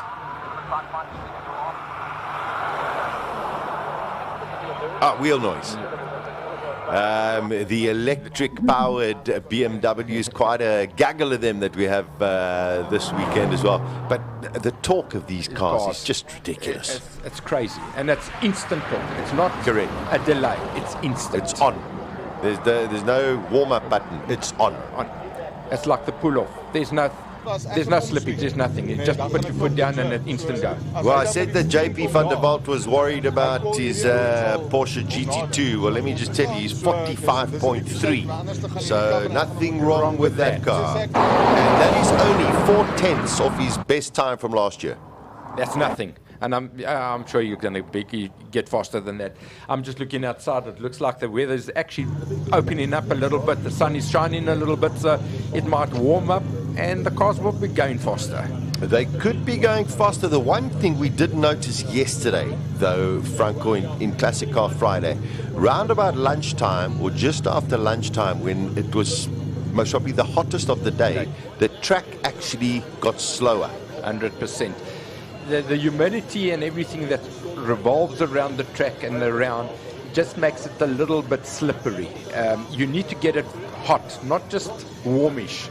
So that was the biggest problem there. So as soon as it cooled down, everything came to the same temperatures and everything, and then the cars got faster again. Rodrigo, when it comes to, as we're watching, Jeff Goddard is going to be going in this magnificent 325i shadow line. Rodrigo, the weather in Europe is very, very different to the weather here down in South Africa. Do the hill climb events happen at a specific time of the year, or is it during winter as well as summer? There is a specific hill climb season. Normally it can start earlier, but it goes from April until the second week of October. There are some exceptions, of course, but this is normally the window where all championships are held. Okay, that makes a lot of sense as well. Jeff Goddard Jr. in this 325i Skyline, beautiful. That 6-cylinder BMW is just music to the ears. Yes. You just had a little bit of when he changed to second gear there, I saw he went a little bit sideways, so maybe the tires weren't 100%, but the man's driving it very, very well, and the car sounds awesome, man. Yeah, and I mean, it's just one of those anomalies of hill climb racing. As we've got another one of the electric vehicles going up, the BMWs going up the hills at present. It's one of those anomalies where, you know, you can't have those warm tires on when you launch, but man, you are just begging for them to come in before the corner, before the first corner. It just makes it difficult, but it's, you know what, it's a road car, so it is what it is, and you've got to just accept it. There he went, he was pinned it, and you could see he went very wide, and yeah, but he's kept it there, and it's coming up the hill. This is a very interesting car. Ashley Oldfield is driving it, the XM. Just quite an incredible car. There's been a lot of conversation about the front of the new BMWs, but most people seem to be warming up to it. Here we got a bakkie. That's what we call them here in South Africa. Some people call them a ute, some people call them a truck. In South Africa we call it a bakkie. And you've got to be pretty brave to take something up like that. It feels like a battleship. It feels like you're on the sea. It looks like, I mean, it wobbles around. But impressive, 142 k's an hour up the hill. Very good. Very, very good. Yeah, we've got a Porsche GT3. That's Sean McKay. UG996. Yeah, there we go.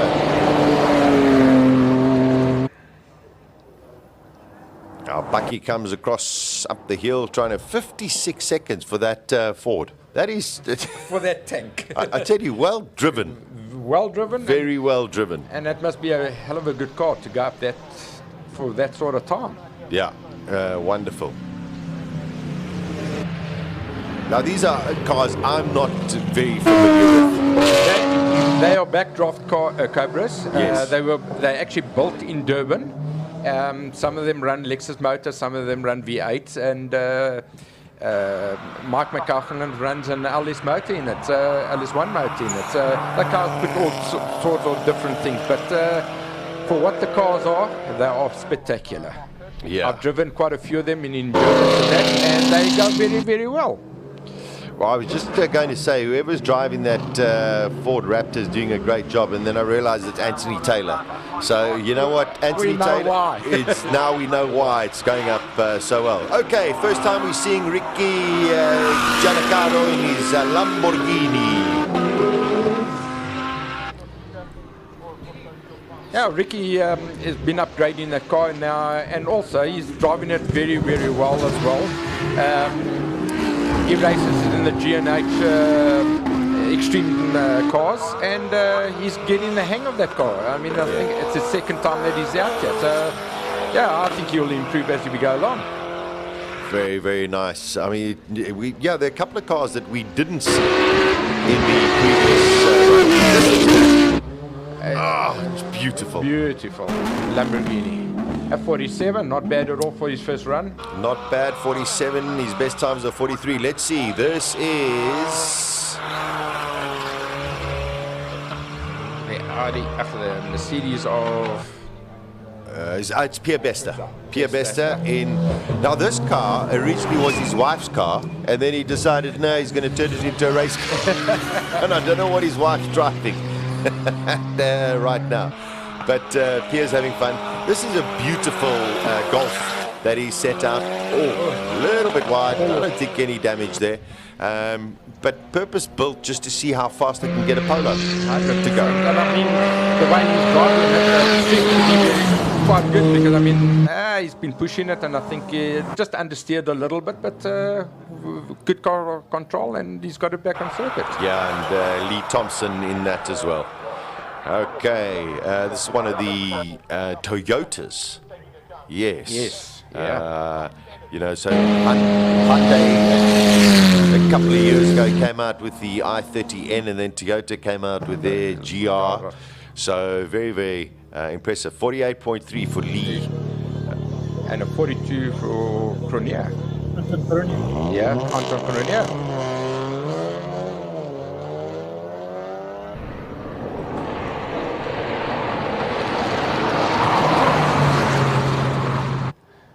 For a 3-cylinder motor, not bad at all. Very good. We're about halfway through the field at present on our second free practice, or practice 2. SIMOLA HillClimb 2023, as we build up today and tomorrow until we eventually get the king of the hill. Lots of excitement here. If you're just tuning in for the first time, international flavor, Petter Solberg, Hennen Solberg, and also Mika Salo. He did go out, but apparently he did hit the bollards. Bollards. It's a pity I didn't see. Yeah, we didn't see his run. So I would have loved to see it and see what sort of. Well, I know. Oops, that guy also went a little bit wide. It's nice to have international drivers here on our turf. Without a doubt. Without a doubt. Yeah. Very, very lucky. So we've got a couple of the Golfs that are going out there. I think this is Diane Paragachi in the Golf 7R.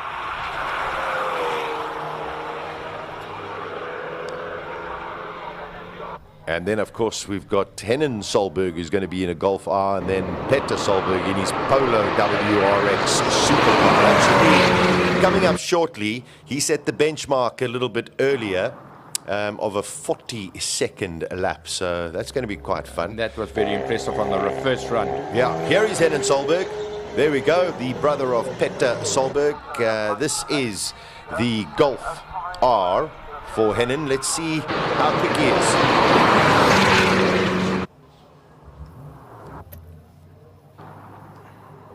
That's a 48.4 for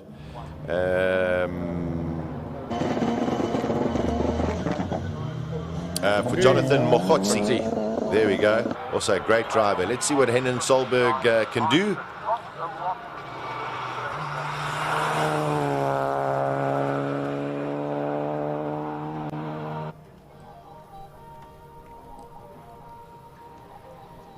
Hopefully our cameras will cross over to Henning. He must be getting close to the top of the line. There we go. No, we haven't got his time yet. I think that could be Graham Nathan. That is Graham Nathan. I think that is Graham Nathan. Yeah. Okay. Now, could this be Mika Salo? This is Nathan. You can see he's dancing to the limits as well. Yeah, Graham's not scared. He said he was actually 47, not bad at all. He told me this morning that he's going to push the seat forward so that he doesn't have to take his foot off the accelerator. Yeah, that's a clever way of thinking. On the line, waiting to go. Top 5 exactly where Henning Solberg, just by the way, did a 50.4 for his time. So this is Mika Salo. His first run this morning was disqualification as he hit one of the blue policemen. We call them policemen. They are like pool noodles. They're on some parts of the circuit, and if you touch one of them, even if you just brush it, your time is disqualified. And it seems like somebody has touched one of them, because we've got a marshal out there most probably replacing one of them or just checking some debris on the track. Let me explain to you that pool noodle, when you're sitting in a car, you cannot actually see it. You actually see it from a distance, but they are so short that you can't see it. In an open wheeler, you can actually see it better. But in a tin top, you got to actually look at it in the distance and then try and not touch it, because you actually try and clip that curb as close as possible.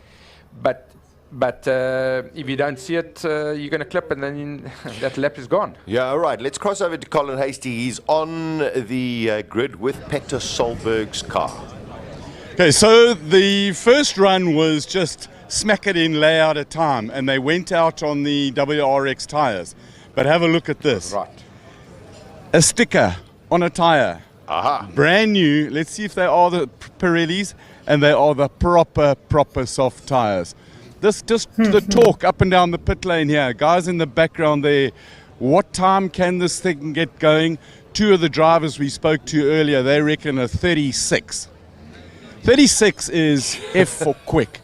I also think that the two GTRs, the Richard Rutz and Franco Scribanti car, are going to get into the 36s. We've got a massive race on our hands. Soft, sticky, brand new slicks. They're going to get lit up. Let's just watch. Two cars. Ahead of him is Mika Salo. Then Petter Solberg. Great viewing.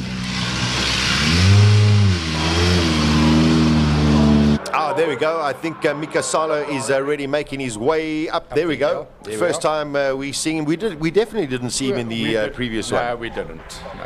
Wonderful to have Mika Salo up here. And I must tell you, as accomplished as he is, first time ever going up the hill, he's up, his sort of teammate is Clint Weston, who we know, could drive up this hill backwards. So let's see what Mika Salo can pump in as we're watching one of the other Mercedes also making their way up. You can actually see how he drives that car.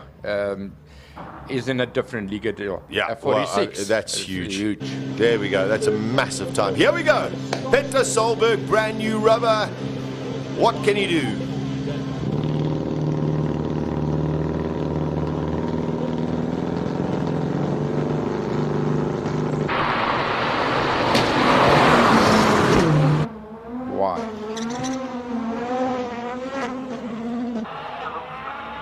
Peter Solberg, first time going up the SIMOLA HillClimb, nearly broke 40 seconds. He's not holding anything back, Franco. He's like me. He didn't even touch brakes through that. He was flat out. He was flat out. Flat out. A little bit of bump, a little bit of squeeze in the brakes there. It's just a pity they haven't given us the top speed of that car. But anyway, it's okay. We'll get it. We'll get it. Let's just cross over. Hopefully, he's going to come across the line now. We'll get what Peter Solberg gets. Leaning on it. He's flat. Oh, he went 40, he went a little bit slower. I think the tires were gripping too hard. Maybe. Yep. Maybe, but there's still a very, very impressive run. Very impressive run. 41.5 for Peter Solberg. Just to let you know, we go back down where Mika Salo was. What did Graham Nathan do there? Time deleted. Track limits. That's Mika Salo again. Again. Track limits for Mika Salo. That is car number 39. Yes, it is. So, well, listen, he's going up the hill. He's going up the hill, but that time, unfortunately, is deleted. You looking for Graham Nathan, Franco? Yeah. What time did he do? I shall find it. We're letting Rodrigo be a little quiet until we start getting into his favorite V8 monsters.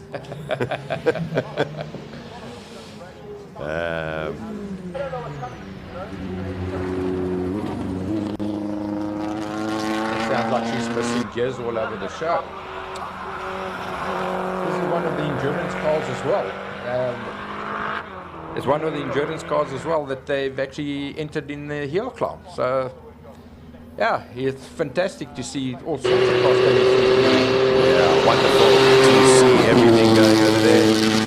That is a Subaru. Mika Salo's time is still showing here, but it looks like it might get... okay, so it is right at 48.3. And that is in the Class A2. And I'm just trying to see who else is in Class A2. It was a 48, but it was deleted. Yeah, it was deleted. Okay, 53.0. Oh, here we go. Lotus Exige from Charles Hubert. Rodriguez, here's your favorite car? It's up there, but the Van Zoomerans, I think, just might pip it. But yeah, I am very partial to the Exiges. Lovely car to drive. I mean, like a little go-kart on the normal road. So one can only imagine what it's like with all of that downforce.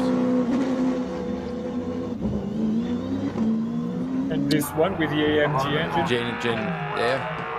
So just to give you an idea, Mika Salo did a 48, even though his time was deleted. Clint Weston did a 46. So Mika's got a bit of time to find. You must understand as well, it's also... no, he's never been up there before. So. Yeah. No, I'm Joubert was very quick. Yes, Charles Joubert, unbelievably quick, 41.6. Here is the magnificent Toyota MR2 of Peter Zili. What a brilliantly prepared vehicle as well. Raced overseas as well. Oh, that's not good. That's going to be a problem, don't you think, Rodrigo? Well, we spoke yesterday about the fact that he is editing this new aero package by AMD, and he chose. And to get the balance out right on that car, I mean, they put so much downforce on it. You were saying like 2,000 pounds of downforce. So to get the balance is not easy. Well, I hate to tell you, it may not have looked impressive at his fastest. On the go, 41. So it may have been porpoising like a Formula 1 car. Oh wait, let's just keep quiet.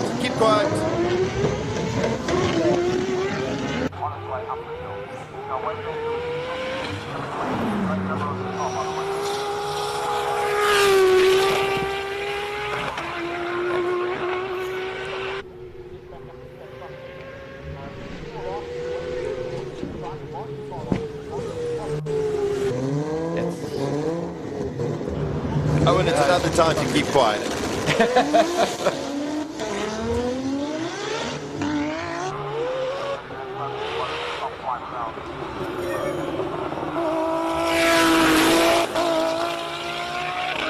They've got so much power in those cars that they just it's can't amazing.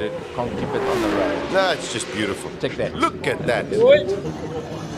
He's actually on the wrong side of the road. Couldn't bring it over.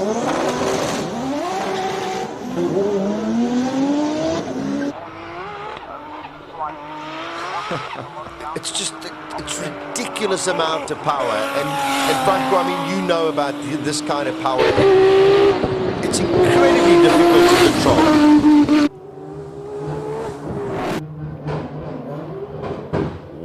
43-1.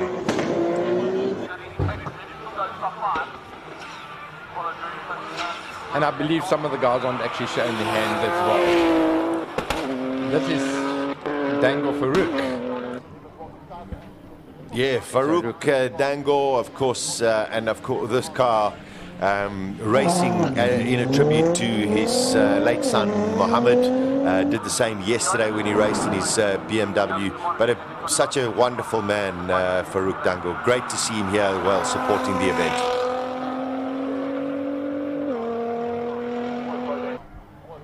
So Zili, Solberg, Hubert split by 0.3 of a second.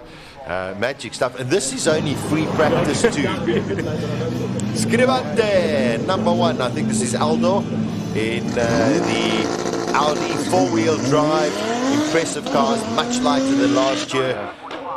They've also put in a very primitive system to not allow them to change from second to first. But it works. Yes, I mean, of course.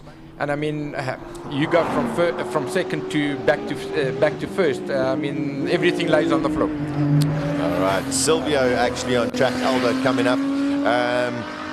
Beautiful cars.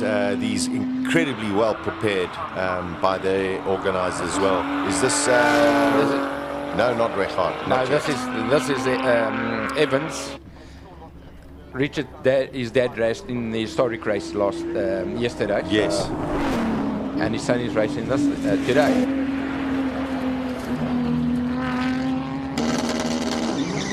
This is Aldo. This is Aldo waiting to see what time.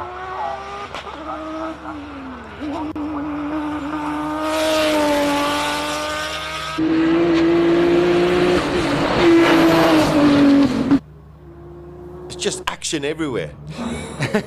It doesn't give us time to actually talk about somebody. Trying to figure out who's who.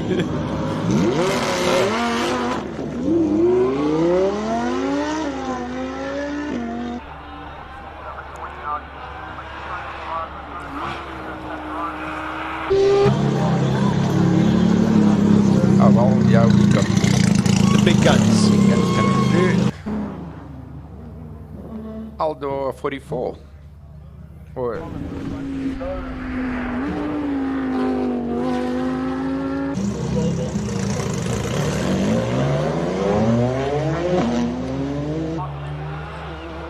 think they're also not really launching their car hard today in case something happens. But that was an impressive get off the line. A very good pull-off, yeah. 100%. Look how bumpy this road is, and the guys are doing it very well, handling it through there. That's perhaps the trickiest part, going under that bridge, Franco. Yeah, because the apex, you cannot see the apex of the corner. So, you go wide and you try and go as deep as possible, but the problem is if you go too deep, you're on the dirty stuff. Okay. So then you can't turn it in, the car's going to go wide. So you try and turn it in tight, and you find out you're actually turning in too tight. It's a fine line that you've got to actually find. Well, Franco Scribante, yeah, 41.3.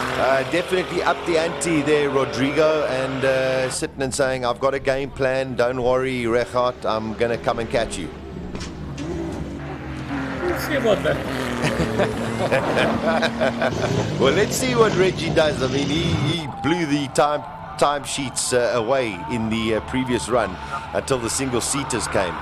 So let's see what Rechard Rutz pumps in on his second run this morning. Oh, there we go, 38.9.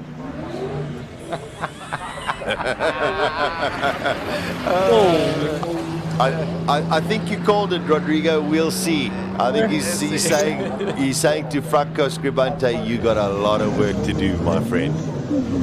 I'm so I don't know what to say. I mean, it's incredibly flossed. It's incredible. That record Roots. Very, very impressive. So Record did a 39.5 and now he's gone and done a 38.9. That is 6/10 faster already. And that's on old rubber, guaranteed. I'll tell you, I think this is going to be exciting. I think we'll never run out of things to say until tomorrow, I promise. Yeah. This is it Craig Zank? No, this is Mark McCaughlin. Oh, sorry, Mark McCaughlin in the backdraft. 630 horsepower, only 900 kilograms. Yep. And they run this, yeah, it's just so much power out of that car. They've been battling with the handling, but the guy drives it very well. Mike drives it very, very well. This is Craig Zank.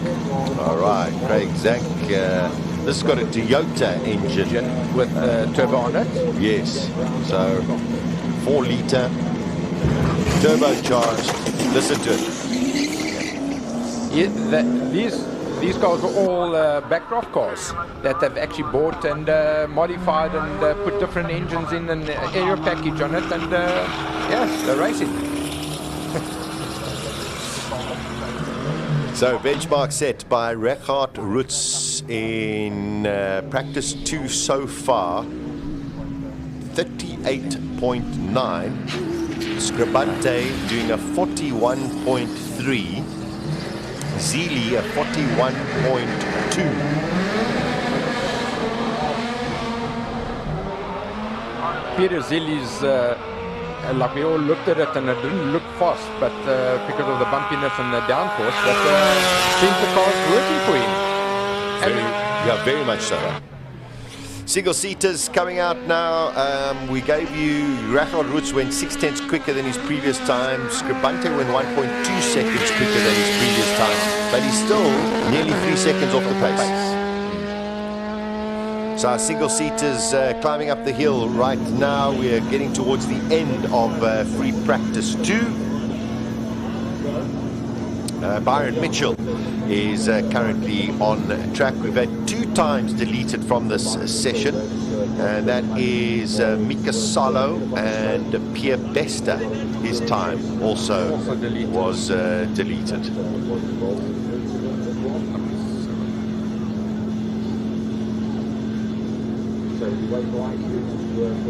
What's it?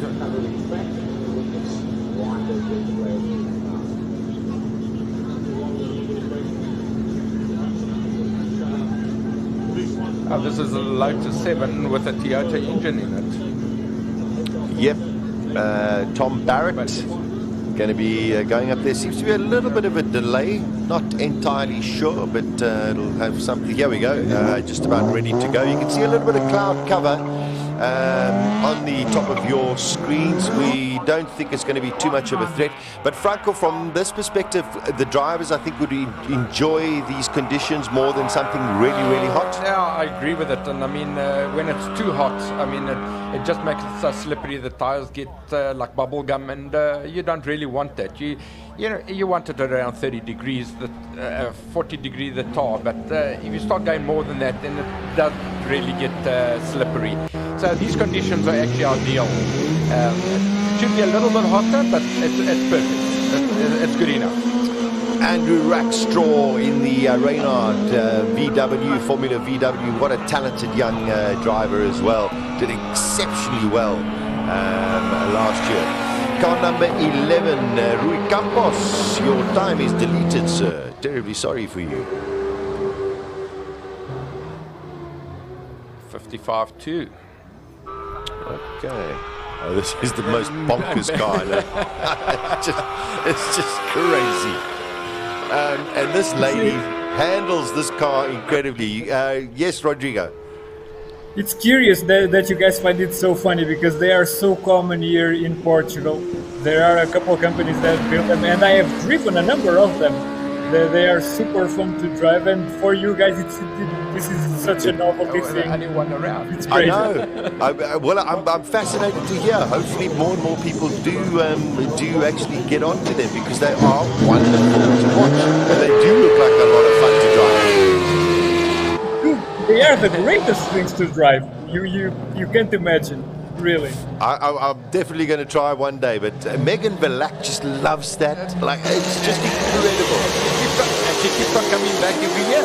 Look at this second loudest car that we've got on the circuit. It is just wonderful, and what a racing driver this young guy, Robert Walsh. Listen to that. Let's just listen.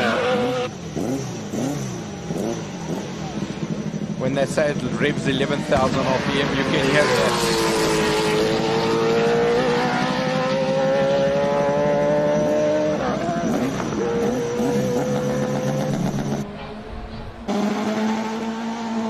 There we go. Final car going out. No, not final car. Terribly sorry.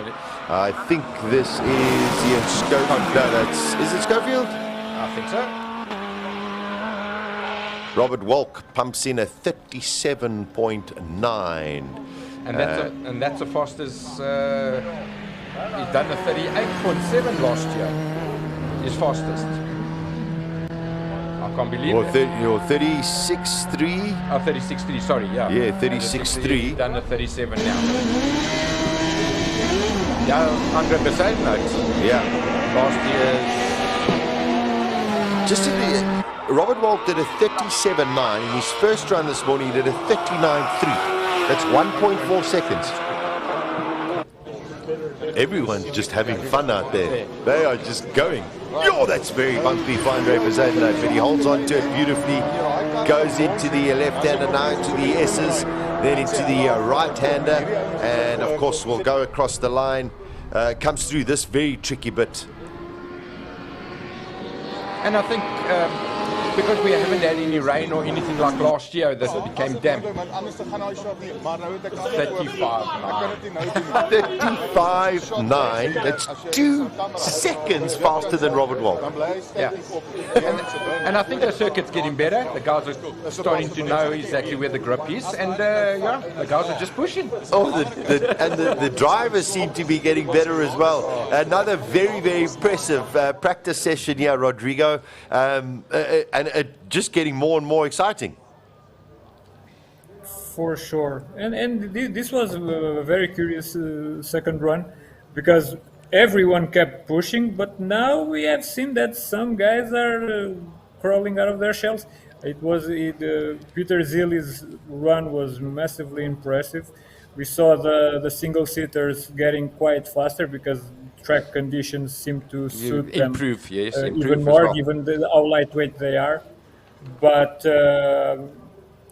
above all, I think given how bumpy the track is and how far from being properly set up the MR2 of Peter Zilli is, how fast he was just shows that we can probably get him in contention for that King of the Hill title too. I do agree. I mean, if you consider the amount of bouncing, Franco, we saw, you've got to say, if they can iron that out without compromising anything else, that car is going to definitely be in the 30s. 100%. Look, I think in practices a few years ago, I think we got into the 39, and that car should be doing a low 39, 38, I think. A car's capable of it. All the aero package that they've done on it, if they can get it just to balance out properly, I think he will be there.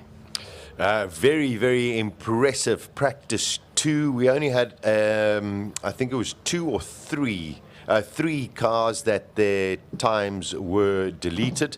Rui Campos, Mika Salo, and Pierre Bester all had their times deleted. For the rest, everybody went out there, everybody's safe, everybody's done a phenomenal job. Yeah, very, very exciting stuff as we look forward to the third session.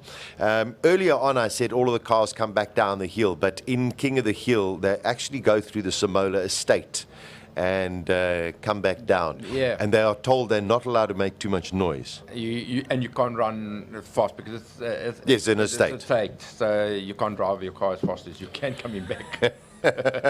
It is brilliant fun. Okay, so what we're going to do, Rodrigo is still there. We're going to wait for our next session. But we had, you know what? We've actually just found out Davy Hubert hasn't gone out. He's in a Lotus with a Ferrari 3.9 litre engine. Yes. Let's find out from Colin Hasty why he hasn't gone out. Colin, tell us the news. Davy, Lotari, Lotus Ferrari, why haven't you gone out? What's going on?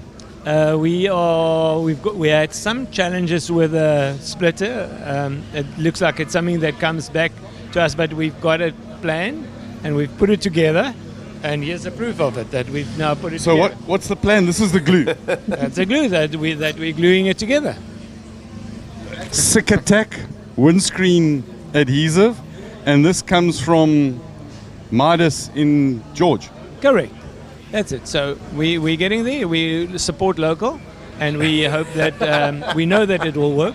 So Because that's that what stuff sticks forever. Correct. And how long does it take to set before you can put load on the car? They say it's 24 hours, but we're going to put load on it after 4 hours. Okay, so we've got to wait about another 3 hours before we see your car run. Correct. We're hoping to do, I think 2 o'clock is the time that we want to go out. Okay, because we also have a plan for, we've got a competition. Yeah. It's called the Rear Wing Plan competition. So at the moment, there's 3 cars in the running. The Lotari with its huge wing, Yep. Zeely with his wing, Yep. and Van Zimmeren with his wing. So there's the competition. You guys... I'll go check. Skrabanti is... No, I shall check. I shall bring a tape measure. We shall measure the volume. There you go. That's what we need to do. Right, we've got to wait a little bit before we see Davy Hubert. And just thank you, Davy. Because we're here,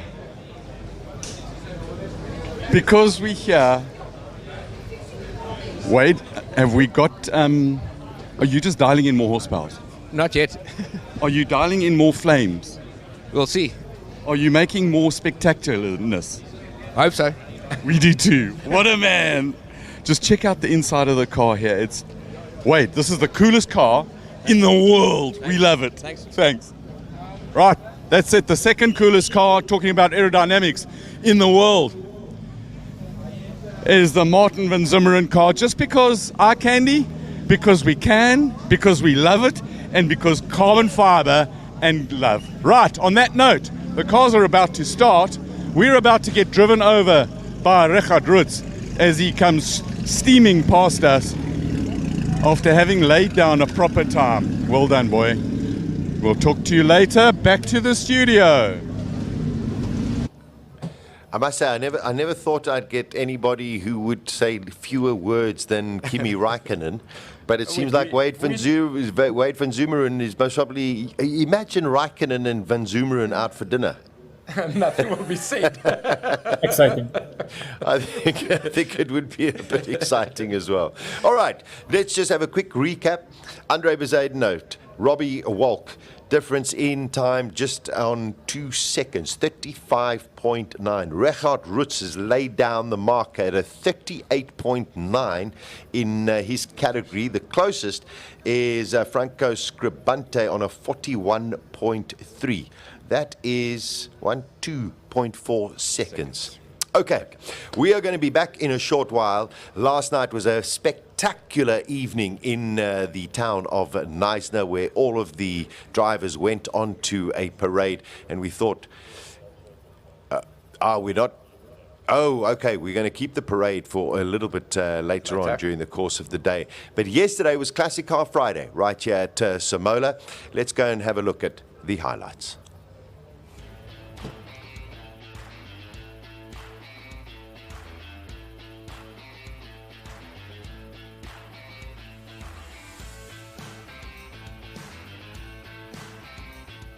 What an idyllic setting for Classic Car Friday at SIMOLA 23. These are cars that bring us chills to our bones, shivers down our spines. Carl Brink takes us off in an Austin Cooper S with absolute commitment. Just listen to this.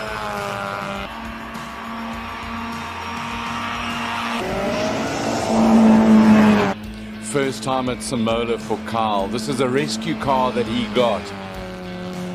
He built it himself. He raced it with help with his father and the Checkered Flag Museum. Brilliant. Trevor Tuck in the Alpha. Julius Caesar, they call it. Commitment.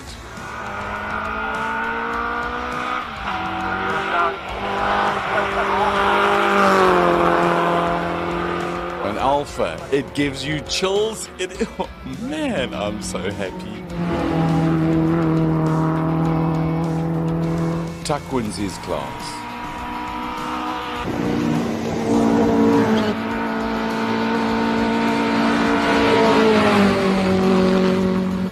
What a car, what a drive, a magnificent setting. 5205. Wow, James Temple. Cobra, huge power, V8, Daytona Coupe. It's just a spectacular car.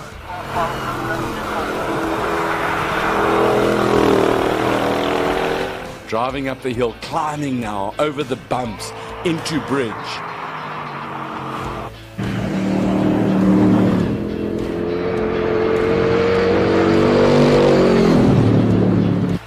Little bit of a step out, over the line he goes, a happy man. He's won his class, his young son was with him, straight into Rui Campos in the Porker.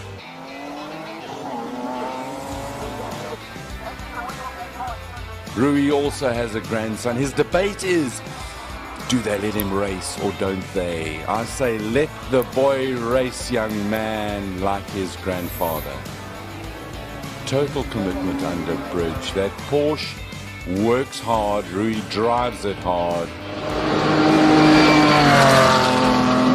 Music to the ears. Over the line he goes. Best time of the day for him was a 46.221. 67. Margaret. She had the best value for money at SIMOLA 2023. Make no mistake, she might have had the slowest car, but her level of commitment is absolutely magnificent. Look at the pose of the body. She's down there, drive. I had to keep quiet. The sound is magnificent. Driving the car, driving that beauty. 131.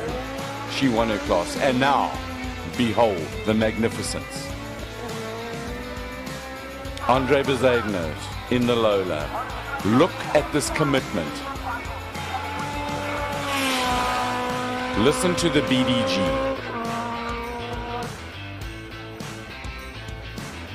Into bridge, over the bumps, commitment, brake, turn, throttle, drive it.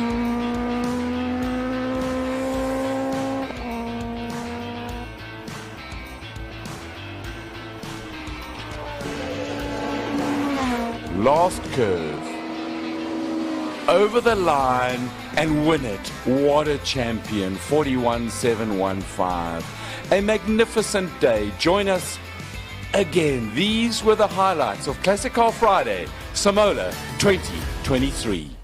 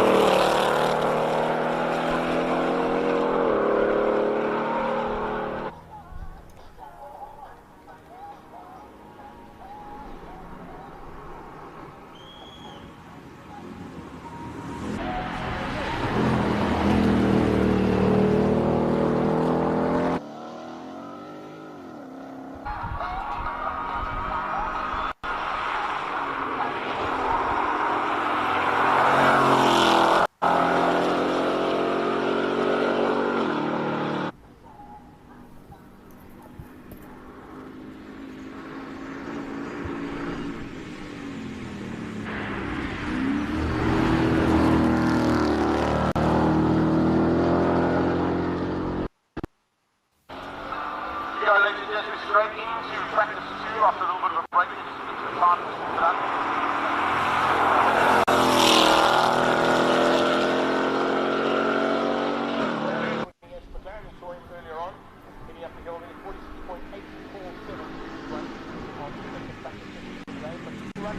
What happened with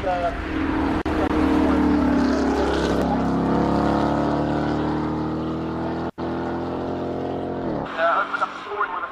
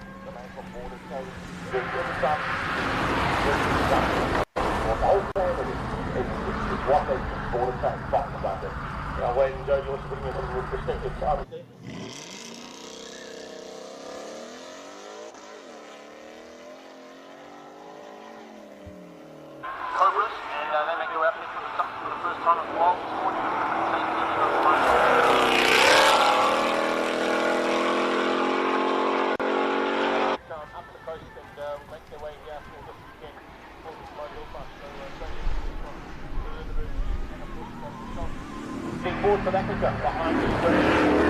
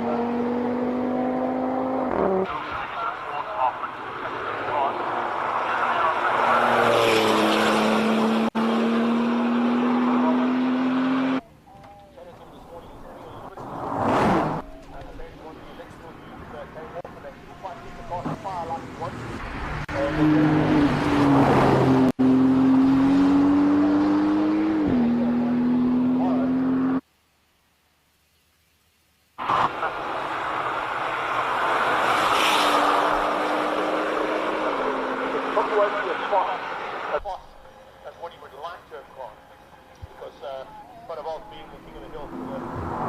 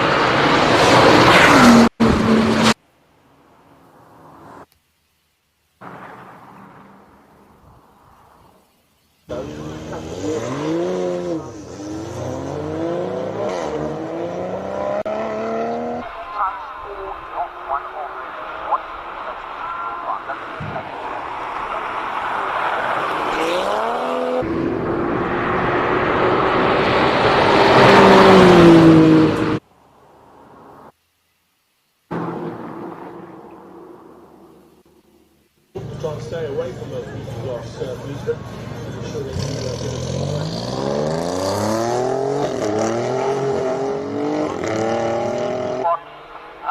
you might drive on the inside of it, is that okay?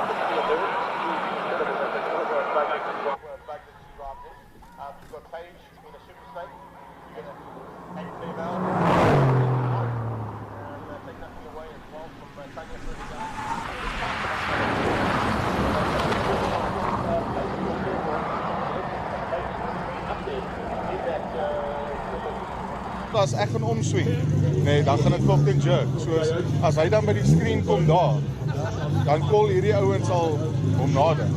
Verstaan? So dis 'n bietjie shake, maar anders dan gaan hierdie kamera ek gaan hom moet teen sê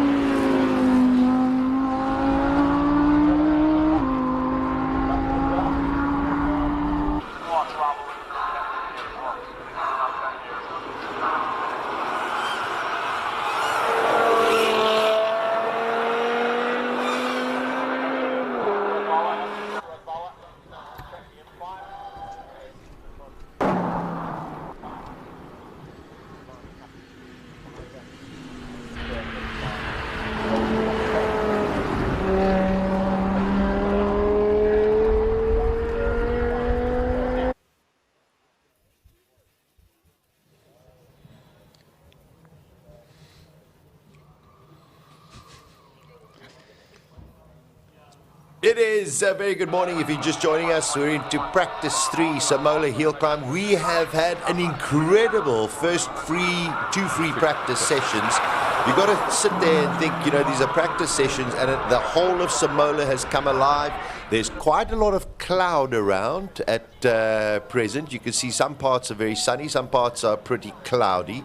And we've got 73 cars that are going to be going up this hill. They've got 2 more free practice sessions this morning and then this afternoon. After the lunch break, we get into qualifying 1, 2, and 3.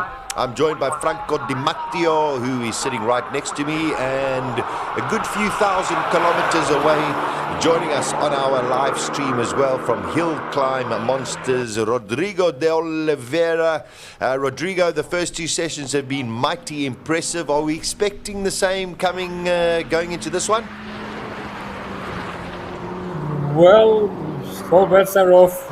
Everyone went way faster than I expected during these first couple runs, and I really don't see anyone taking the foot off the throttle now. I couldn't agree more. There's an Audi TT RS that is going to be going up the hill. Franco, it has been very, very impressive.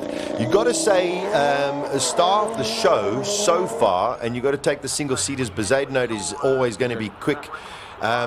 Richard Roots.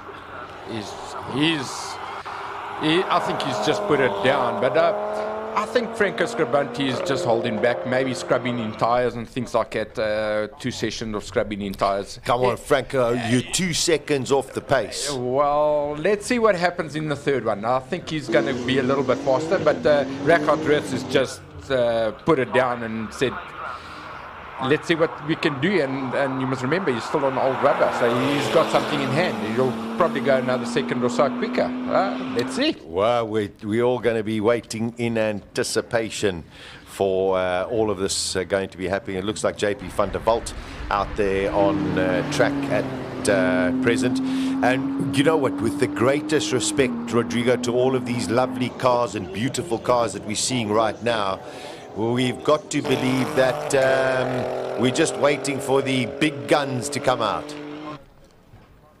In a way, yes, but I do appreciate seeing some of the more normal stuff being thrown around. And there are some very handy drivers at their helm too, so I don't resent that in any way. But of course, when you have such spectacular machines up top, yeah. You end up getting anxious when you're not seeing them. Yeah, wonderful stuff. We've got some of the BMW celebrating 50 years in South Africa, so a very, very important event for them, but also a great fun event for them as well. Got some of the electric vehicles coming out as well, Franco. Yeah. Like I said right in the beginning, it's very impressive, especially a heavy car like that to actually pull off the line so fast. It's amazing, and have the torque going up that hill, very impressive. Okay, so these are all session times that we are watching from a little bit earlier, some of the highlights. Yeah, we're looking at 45.3, 46, 286. Just one thing, guys. I was keeping quiet during the second run when Peter Solberg did his 41.5, something like that. I don't think you guys noticed what happened there, because he did something that is quite usual here in Europe when the guys are breaking in new tires. He overdrove the car in pretty much the first session. all over that run. Mm-hmm. And he understeered all the way through the first corner, because normally when they are breaking in the new tires on a four-wheel drive car, they just scrub all the speed they can on the first couple corners, and then the real run for these new tires, it's their second one or the third one if they are just letting everything go very smooth.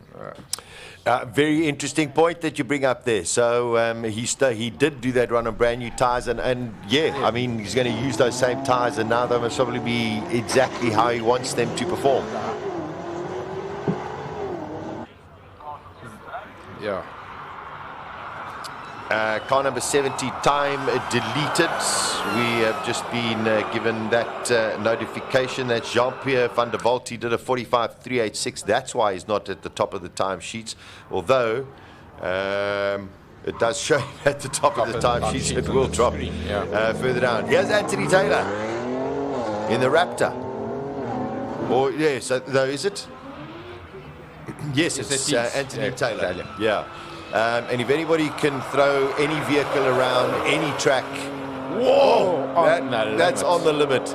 It's the supremely talented Anthony Taylor.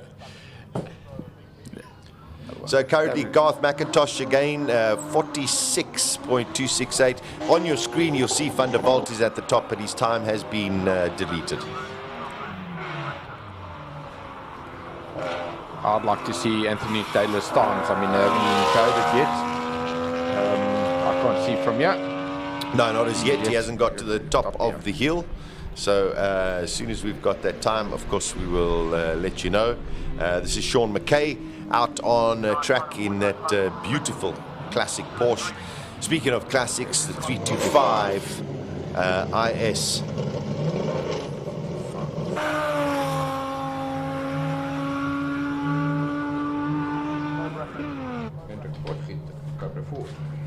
Anthony Taylor doing a 56.2 in a bakkie. That's what I was looking for. I mean, that's impressive. For a 2-ton bakkie to do that sort of times, great. Just fabulous. I think he's having a tremendous amount of fun out there as well. The Cobras, difficult cars to handle. Yeah. And what's very funny with these guys, they actually try and put the biggest engine that they can find into a Cobra, thinking that they're going to go faster. If they just go a little bit smaller, a little bit less horsepower, the car would actually handle and go faster. That's my suggestion. Beautiful sounding Lamborghini. Wasn't great off the line there, I've got to say. Not the quickest. Not the quickest. I think the Lamborghinis run a very, very small clutch, so he's just too scared maybe just to break it on the first or second or third run. But impressive. The car's going very well. As you can see, very, very bumpy. It's great to see it, because yesterday in the classic cars you didn't see that kind of bumping. So now you realize how bumpy this track actually is. Like I said yesterday, you know, in these cars, if the car's too hard, I used to wear a teeth guard, because it actually bounces so much that you actually hurt your teeth. Goodness. Yeah, like a boxer. All right, another one of these Lotus. We've got,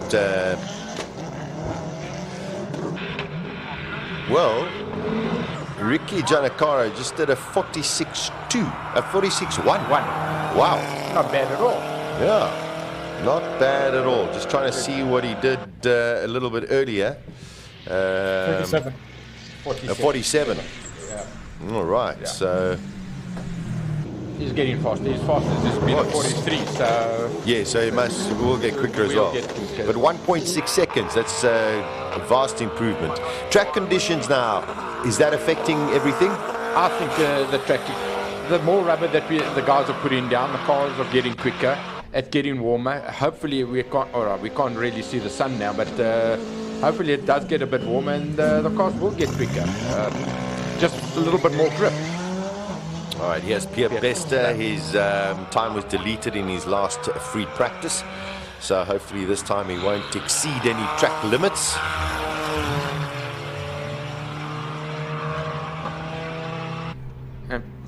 And I think he's been here for many years. Many years. I think actually since the start, maybe.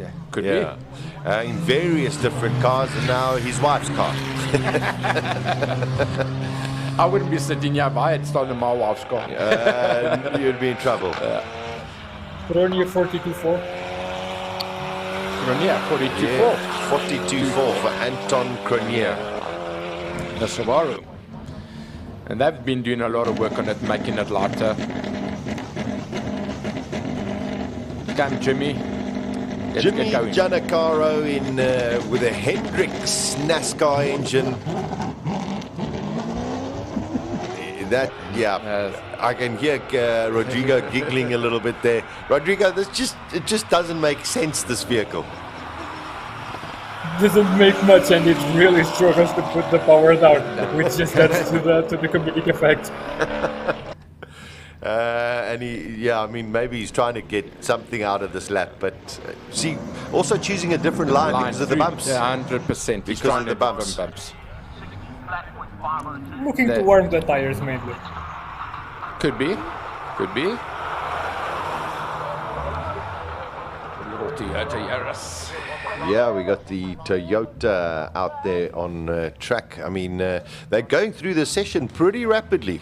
And everybody behaving, which is great.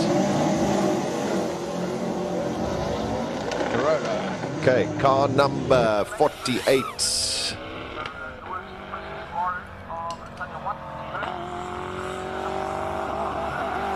I think this is Nati Msimanga in the GR Corolla. Very talented young driver. Although this looks like a Scooby coming towards me. Yeah. They're going through the list so quick. 46.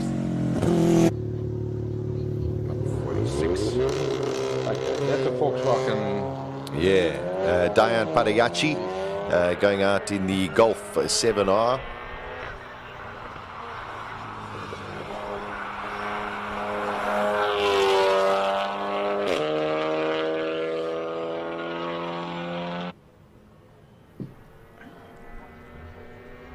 South Africa would call them the Vrap cars. Yeah, every person who's got a Golf just has funny noises coming out of the exhausts. Tell you, that's pretty impressive going through there. Oh, it touched a little bit of the sand. That could be a track deletion. I think that's what's happening because I haven't seen the guys actually clipping the bollards. You have to stay on the track in terms of the regulation. Whoa! He's really pushing.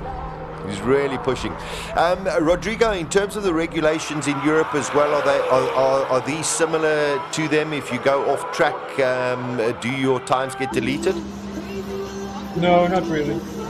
Here, as long as you finish, it counts. You're okay. Henan Solberg, one of our international guests, just about to get off the line.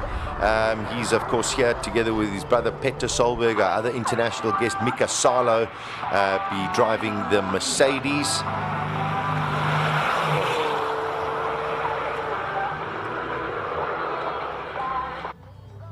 Grenier still at the top of the leaderboard at the moment. Yeah, 42.4, that's where we are. I'm just trying to see if there's another track deletion.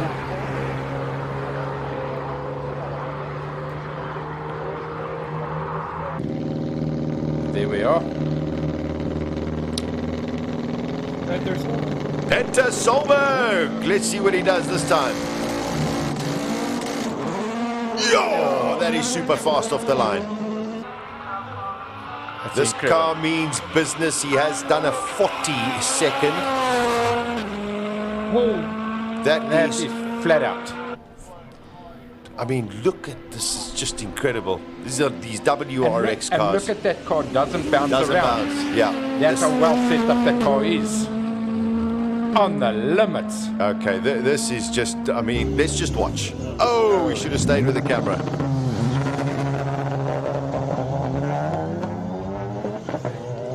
That is Graham Nathan pulling off there, but yeah, it wasn't a great start from Graham Nathan. Let's just see. We're waiting for Peter Solberg.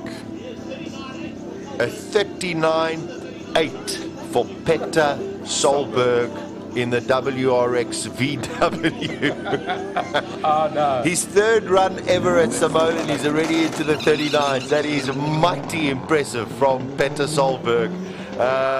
It is just such a joy to have that kind of driver, that kind of vehicle here in South Africa. Man, it is so exciting. And Rodriguez was right by saying he's scrubbing in the tires. Correct. Rodrigo, right on the money, sir. Well, it's not my first rodeo. Knows exactly what is going on. This is car number 40, and I think it's Clint Weston. Here we go, Clint Weston in the AMG 45S, 310 kilowatts from this little 2-liter. That is impressive. The guy really drives this thing hard. Yeah, I mean, Clint knows these. He drives these, I think, every single day for about 8 or 9 hours every single day. So there's nothing about a Mercedes he doesn't know. Oh, he's pushing. He's on the limits of that car. He is pushing. Oh, we haven't seen Mika Salo go out again. This is another one of the Mercedes that are out. Oh, Mika Salo is still coming. Well, what Mercedes is there?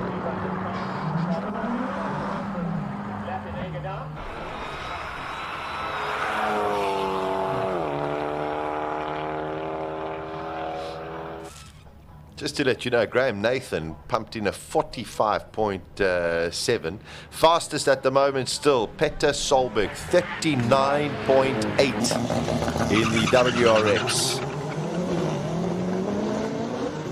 It's the Honda Civic Type R. This is such a magic car to drive. It really, really is a lot of fun to drive.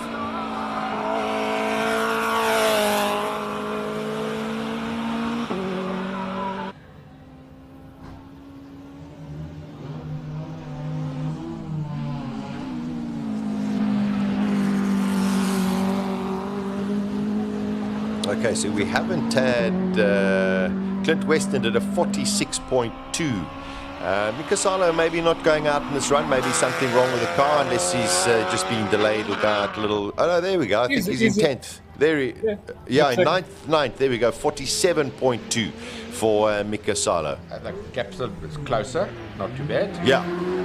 He's getting used to the track, I guarantee you that. Yeah, he's getting used to it. So still a second, but in his last run he was 2 seconds. That's right. So he's improving. Improving all of the time.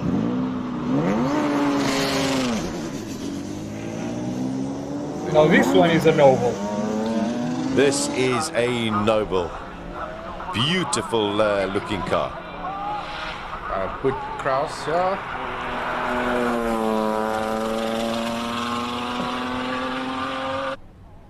3-litre 6-cylinder, the M400. Ford engine in it still.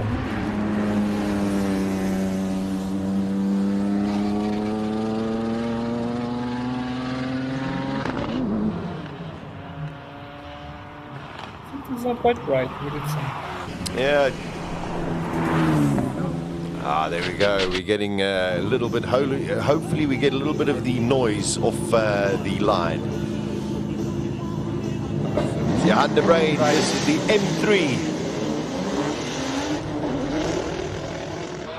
Honda Brain actually wanted to go through onto the grass to take a shortcut, he says, because he's actually a rally a rally driver. So, that's a mighty impressive wing on the back of that M3 as well. Just sounds glorious. Had a bit of wheel spin going into second gear off the line, but looking superb. Charles Hubert has done a 39.5. Whoa! 39.5 for Charles Hubert. That is in the Lotus Elise with the Honda engine inside of it. Here come the monsters. Rodrigo's face is lighting up. Just don't touch the ground, my boy. That is an impressive time. Oh, it looks like Hubert's time has been deleted. Oh no, he's... 39.5. It is a 39.5, but it looks as though that time has been deleted. Whoa, that is snaking all over the place. You can also hear Franco feathering the throttle. All the time, yeah. It's just so much power. Too much power for that. Yeah. That car is based on a normal chassis, and that they've actually modified and put so much horsepower into it. I think where the blue Wade van Zimmerman's car, they've actually taken a space frame chassis and built the body onto it, and that's why that car is a little bit better. Just to let you know, I have got confirmation Hubert's time has been disqualified, which is a pity, but at least he knows what he can do. Charles Hubert. Well, Charles Hubert's best time was a 39.2. That's the fastest he's been, and if he does a 39.5, I mean, that's brilliant. On the third run.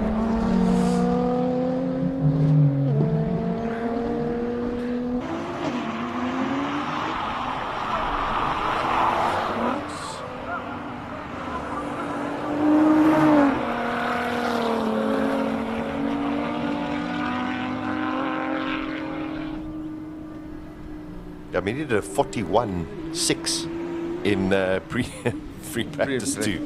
Yeah. So either he went way off the circuit and cut a lot of time, or was just a little bit unlucky. Silvio Scribante going out. Aldo Scribante. Oh, big lift there, Franco. Going into turn one. I think he just went too deep and just couldn't turn it in. The cars are now, they're getting more comfortable, but I think they're just trying to push the limits, finding the limits, and yeah, he had to come off on it. The car understeers still a little bit. He's touched the ground, and I think that will hopefully not, but yeah.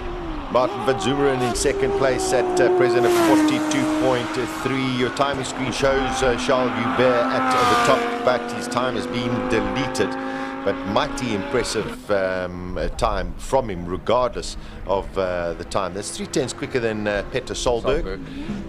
One of the Audis going up, the Audi R8. Here comes the Sheriff. Beautiful color scheme on this car. Something happened with Peter Zilli. He isn't showing up. They're not showing it again, yeah. Maybe they're trying to adjust the car a little bit to get it not to scrape so much on the floor. Very gentle pull-off. Yeah, just as you say, you know, these cars, their clutches, you just don't want to burn it out. You still have another probably 8 or 9 runs to do. But let's see if I'm a little bit right where I said you were scrubbing in tires. Let's see, maybe. Very bouncy. You just touched the brakes there a little bit. And also, perhaps Franco, also one of those, maybe, you know, there's a corner that he's not entirely happy with and going on this run just to try and get that corner perfect. The problem is that the corner comes up so fast in these four-wheel drive Skylines that, you know, you need time to adjust. And the guys are just taking it a little bit easier, but that'll come. Listen, we saw how slow his pull-off was as we were watching Richard Roots. He's just pumped in a 39.9. So there is so much still to come from these cars. Let's see what Reggie Roots can do on this run. His fastest so far is a 38.9. These cars are so awesome. Oh, they're magic. Oh, it's just magic.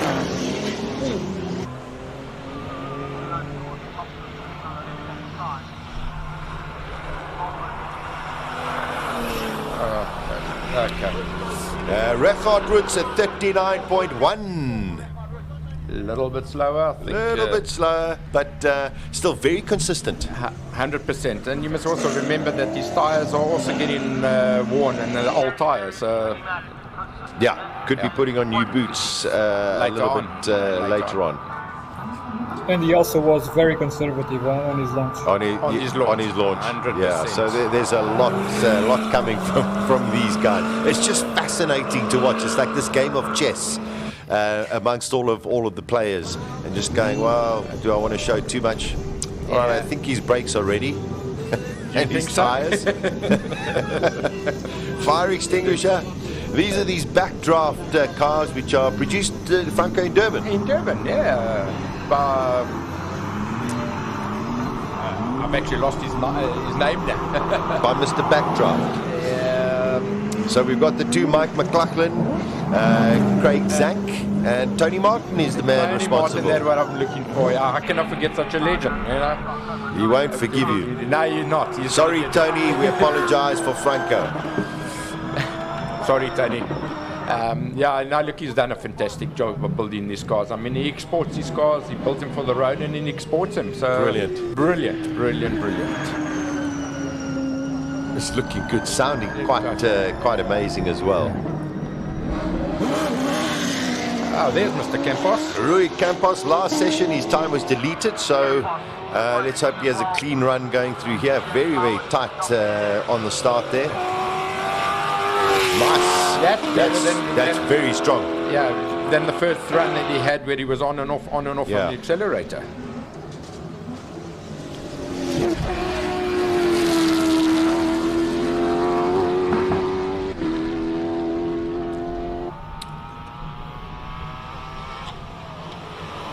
Little bit of touching the gravel there. We'll see if that gets any kind of penalty, but that's a much more impressive run from Rui Campos. We will get his time coming up there. There he goes, 41.3. 41.3 for Rui Campos. We've had another time deleted. That is track car number 18. Darren Goodmans in his Nissan. His time has been deleted. Car number 12 getting out here. Here's another one of these fascinating backdrops. It's got a Toyota engine. With a massive turbo on it. A huge turbo and a relatively small rear wing. You know, that's you'd see standard. These cars have got the same clearance as trucks. Everybody's trying different things. I mean, nobody's actually got a wind tunnel that they can actually test. So everybody's trying a different wing and different thing to get the car to sit down. Now there's a market, Franco. A wind tunnel. Sponsor me? Well, I was going to say, I think you should, you know, be the advocate of it and start one. There we go. Well, actually, Rodrigo, maybe with his euros, maybe he can help us out. I wish. Yeah, I think we all wish. Coming to the latter end of practice 3 already. This afternoon, 5 to 12 South African time. If you're joining us from all over the world on our raceday.tv, SIMOLA HillClimb channel, and of course HillClimb Monsters. Great to have your company. We've had a fascinating morning so far. So we lose our cameras, but they come back instantly. We've had a fascinating morning so far, and I do think that it's getting more and more spicy. The question is, how many drivers, Franco, have found that limit and just sit there and say, I don't know if I can go anymore? There might be a few that are on the limit now, but I don't think so. Everybody's going to leave it at the end for qualifying. So most of the guys will be running on old rubber. So when they put new rubber on, and depends what rubber is, they've got to scrub it in or not, they will probably go faster. They'll probably go, some guys will go maybe another second faster, some guys will only go 0.1 or 0.2 faster, but I think they will all go faster. And there's still plenty of time on the track. And 100% getting used to the track.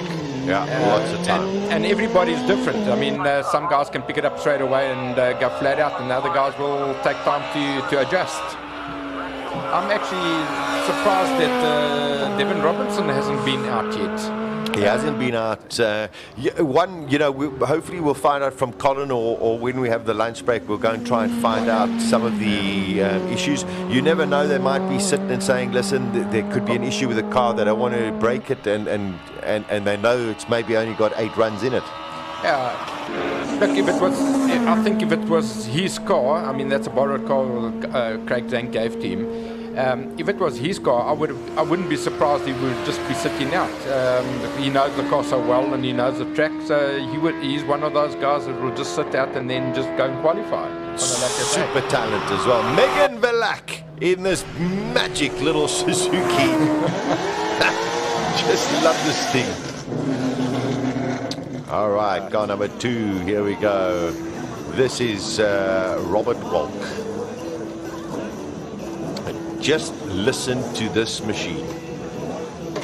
Oh, restart.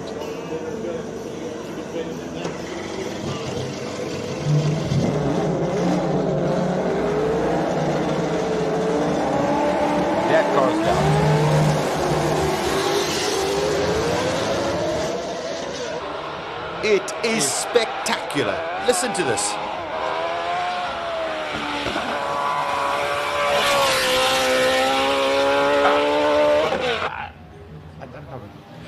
And he backed off into turn one and still ran a little bit wide.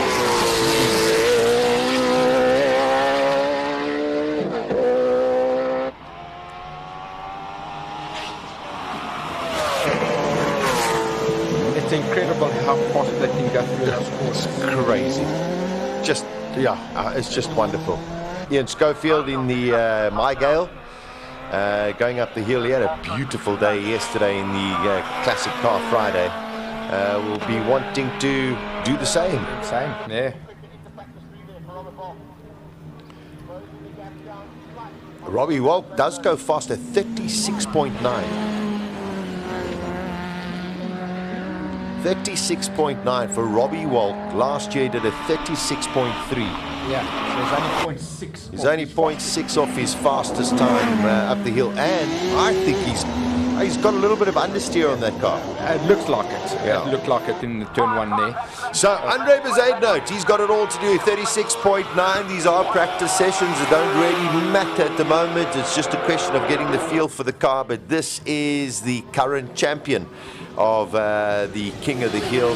This is a magnificently prepared car as well, and a brilliant racing driver and wonderful man as well. Andre Bezuidenhout. He's got so much room still. So what it's telling me is that he's not going flat out. He's got so much room on. He's not even hitting 35.298 for Andre Bezuidenhout. Rodrigo, you would think that this was the race for the King of the Hill. Well, isn't it? Yeah, but this could be the final. It's just fantastic to see what we are getting over here. So let's cross over to Colin in the pits, because there were a couple of non-runners during that free practice session. Colin, give us the scoop of what's happening. Peter Solberg, welcome back to South Africa. Fantastic to see your smiling, entertaining face and the Polar. It's honestly, since I came yesterday, and quick shower, straight into the parade. Great atmosphere. I'm so glad to be here, and also back in the car. I haven't driven this car since 2018 when I did the rallycross. But it's really good fun, and I'm so proud of Volkswagen here in South Africa, flying the car from Germany, get it here, and it's a good history. And the car came out of the museum. You've done no work, really, development on it since the WRX days, and it's as it is. It's exactly like it is, same suspension. In Goodwood, when I did there, it was a full tarmac car and full spec. This is a full rallycross spec, so it's very soft car, basically. We have 600 horsepower, but yeah, it's great to be a part of it. We try everything we can, and it would be nice to get a podium this weekend in my class. When you went out for your first run, you banged in a super good time straight away. Was that just to say, I'm here and I've come to have a go? No, I don't know. When you are a rally driver and a rallycross driver, normally you are good at doing straight away. And after that, maybe we don't see massively progress. We do very small things. But it is fast hill. And some of the cars have 1600 horsepower, so it's very impressive, and it's so nice cars here to look at, and good drivers, so it's hard competition. That was getting to my next question. Richard Rutz wheeling, having the car wheels, he's one of the favorites, but that is a totally different car to this. Yeah, very, very much. I'm not sure how much horsepower, but it's over 1,000, I think. It's a lot. Yeah, but it is like it is, and it's good fun to be a part of this. And I'm very impressed with some of the cars here. It's really good, but it's still a long way to go. And if it rains tomorrow, maybe it's a different chance. Are you going to be doing the rain dance tonight? Well, I think I'm here to have fun and do a good marketing for Volkswagen stuff. So for me, I I hope for the spectators and everything that is dry to have an enjoyable event. If it's raining, yeah, we have for sure a much better chance to have a chance to win. Yeah. You're a proper entertainer, and I think everybody here would thank you for that. No. Hey, we have passion for what we do, and I love motorsport and cars, you know, and all my family, my brother and my cousins and my mother, father, all of us are doing motorsport, and it's in our blood. So thankful to be here. Peter, thanks for coming. Thanks for entertaining us. We're going to talk to you over the next day and a half because this is King of the Hill. Good. Thanks a lot. Peter Solberg, they've come to entertain with an absolutely brilliant machine. We're going to go straight across the way here because Clint Weston is in the AMG Mercedes. You've got Mika Salo right there. We want to go and talk to him as well, but you beating a Formula One driver there. What's going on, boy? Jeez, I think I'm not getting old. I think I'm getting younger. And you're still having fun? I'm having tremendous fun. You know, these AMG 45s are just so accommodating. They you can really take it to its last, and it'll keep it on track. A lot of other cars, you're really going to fight it, and you've got to just find the limits in a car like this and just have big kahunas. Interesting class, this, the four-wheel drive turbo cars, road-going cars. You've got yourself, Volkswagen, Toyota. Wonderful battle. You so far it seems that the AMGs are ahead. Yeah, I think we do have the upper hand. The all-wheel drive system, the race starts off the line as well. It really doesn't waste time there. Going through the corners, late on the brakes, it can handle all of that. So you know, you can really push this car to the limit, and it still has the power. It's still on tap. And it's as fast as you can go, and choosing the right lines. If you don't choose the right lines, obviously it's going to go wide and you're going to lose time. The way of the racing gods. Thanks so much. Thanks. Thank you, Clint. Let's see if we can talk to Mika Salo straight away. Mika, welcome back to South Africa. We know you spend a lot of time here. First time at the Hill. What do you think of it?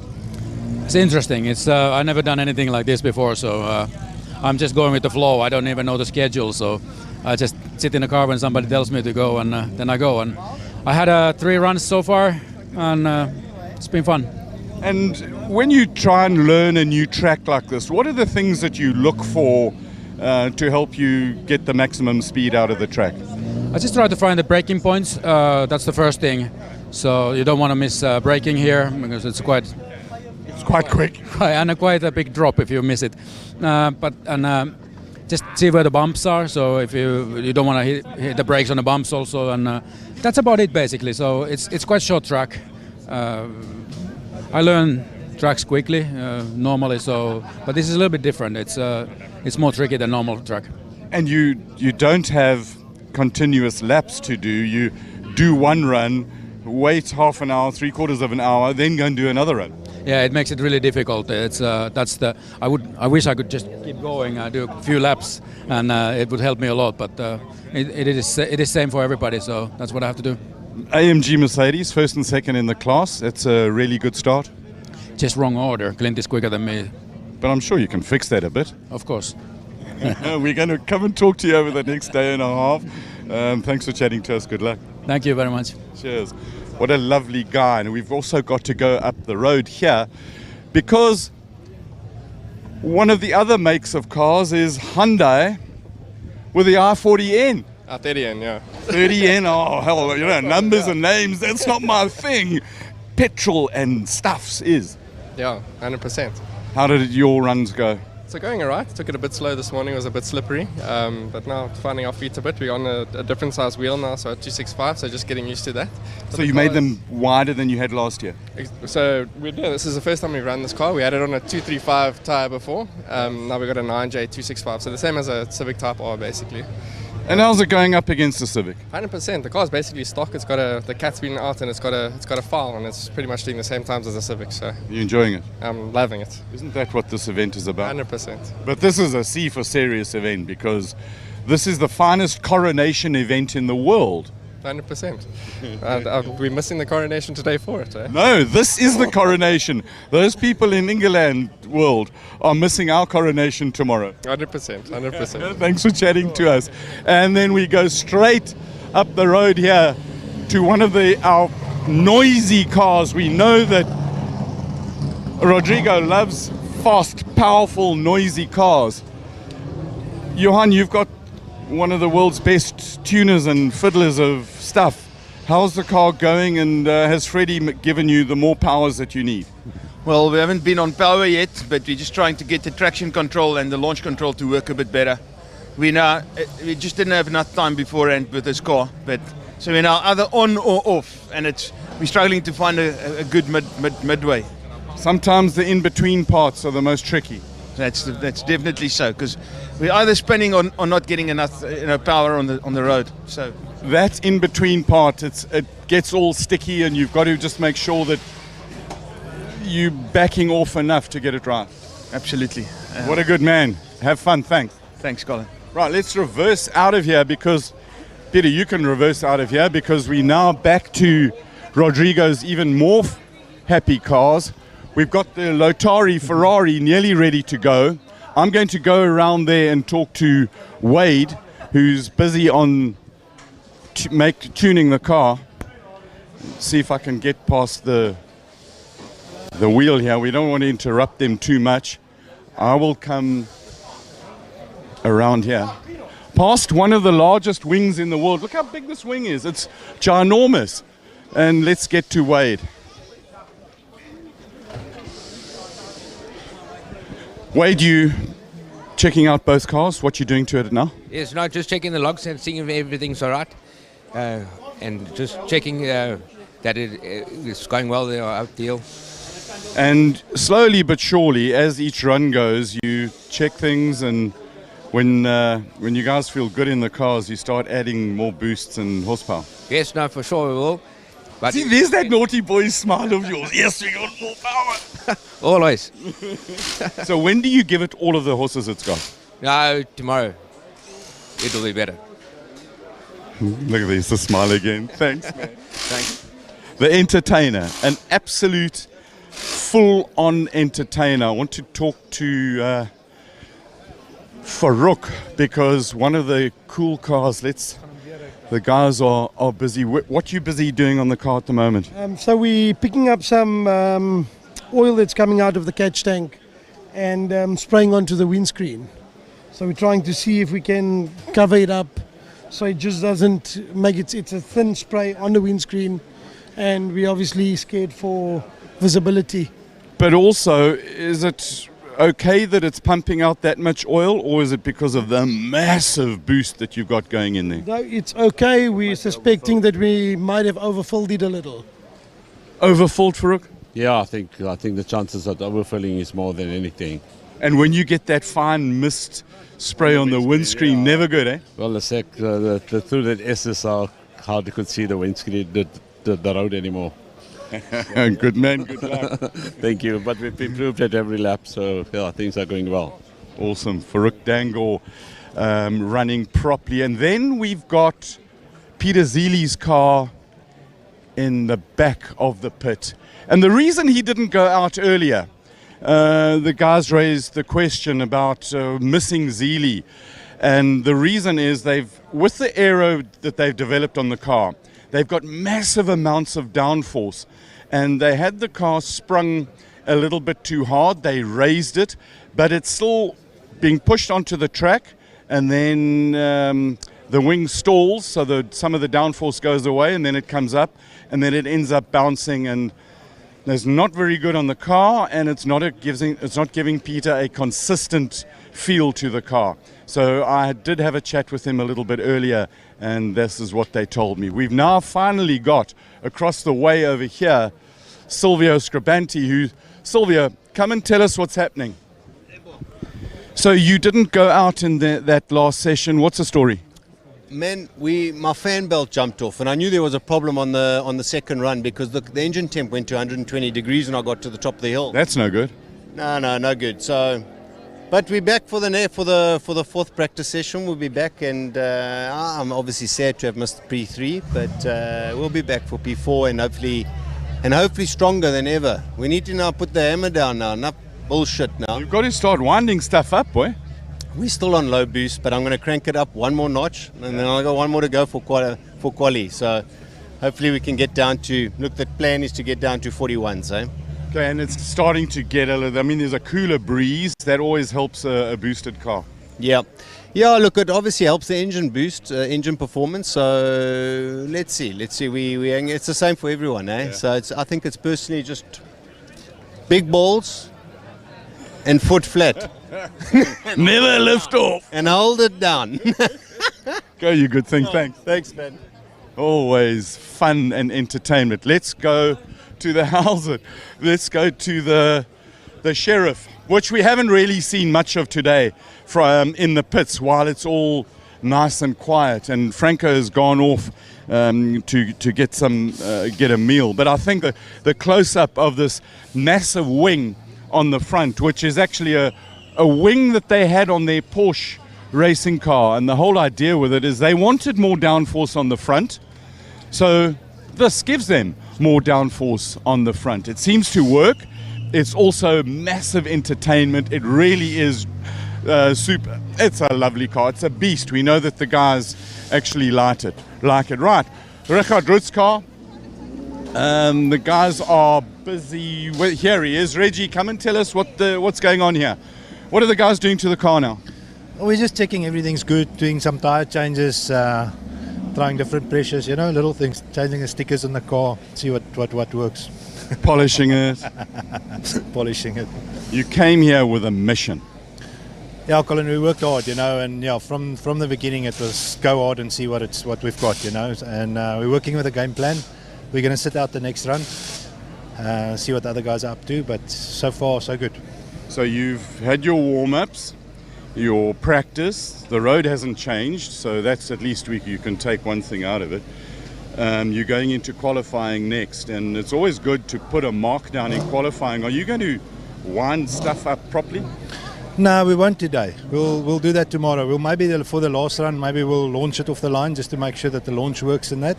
But last run of today, just in case. Last run of today, yeah. So if we need to fix something, we can fix it tonight. We got time. Other than that, the car's good. It's a tweak here and a tweak there. Really, very little to do. There's half a second at the front of this race between you, Peter Solberg, and Franco. Yeah, it's good. It's nice to see those names so close. So it's an honor to race with them. You're racing against a multiple world champion and beating him at the moment. Yeah, let's see. As long as it stays dry. I think if it's wet, we're gonna be in the poo. We asked him about that question of the wet and the dry, and his version was that, or one of the things he said was that he hopes for the crowd and the entertainment. He hopes it stays dry. That's interesting to hear that. I just think his car is set up for low grip levels, and it's very light in that. So if it gets slippery, because this gets very slippery if it's wet, it will be an advantage for him. I mean, our cars are 1.5 tons to wrestle around here. So.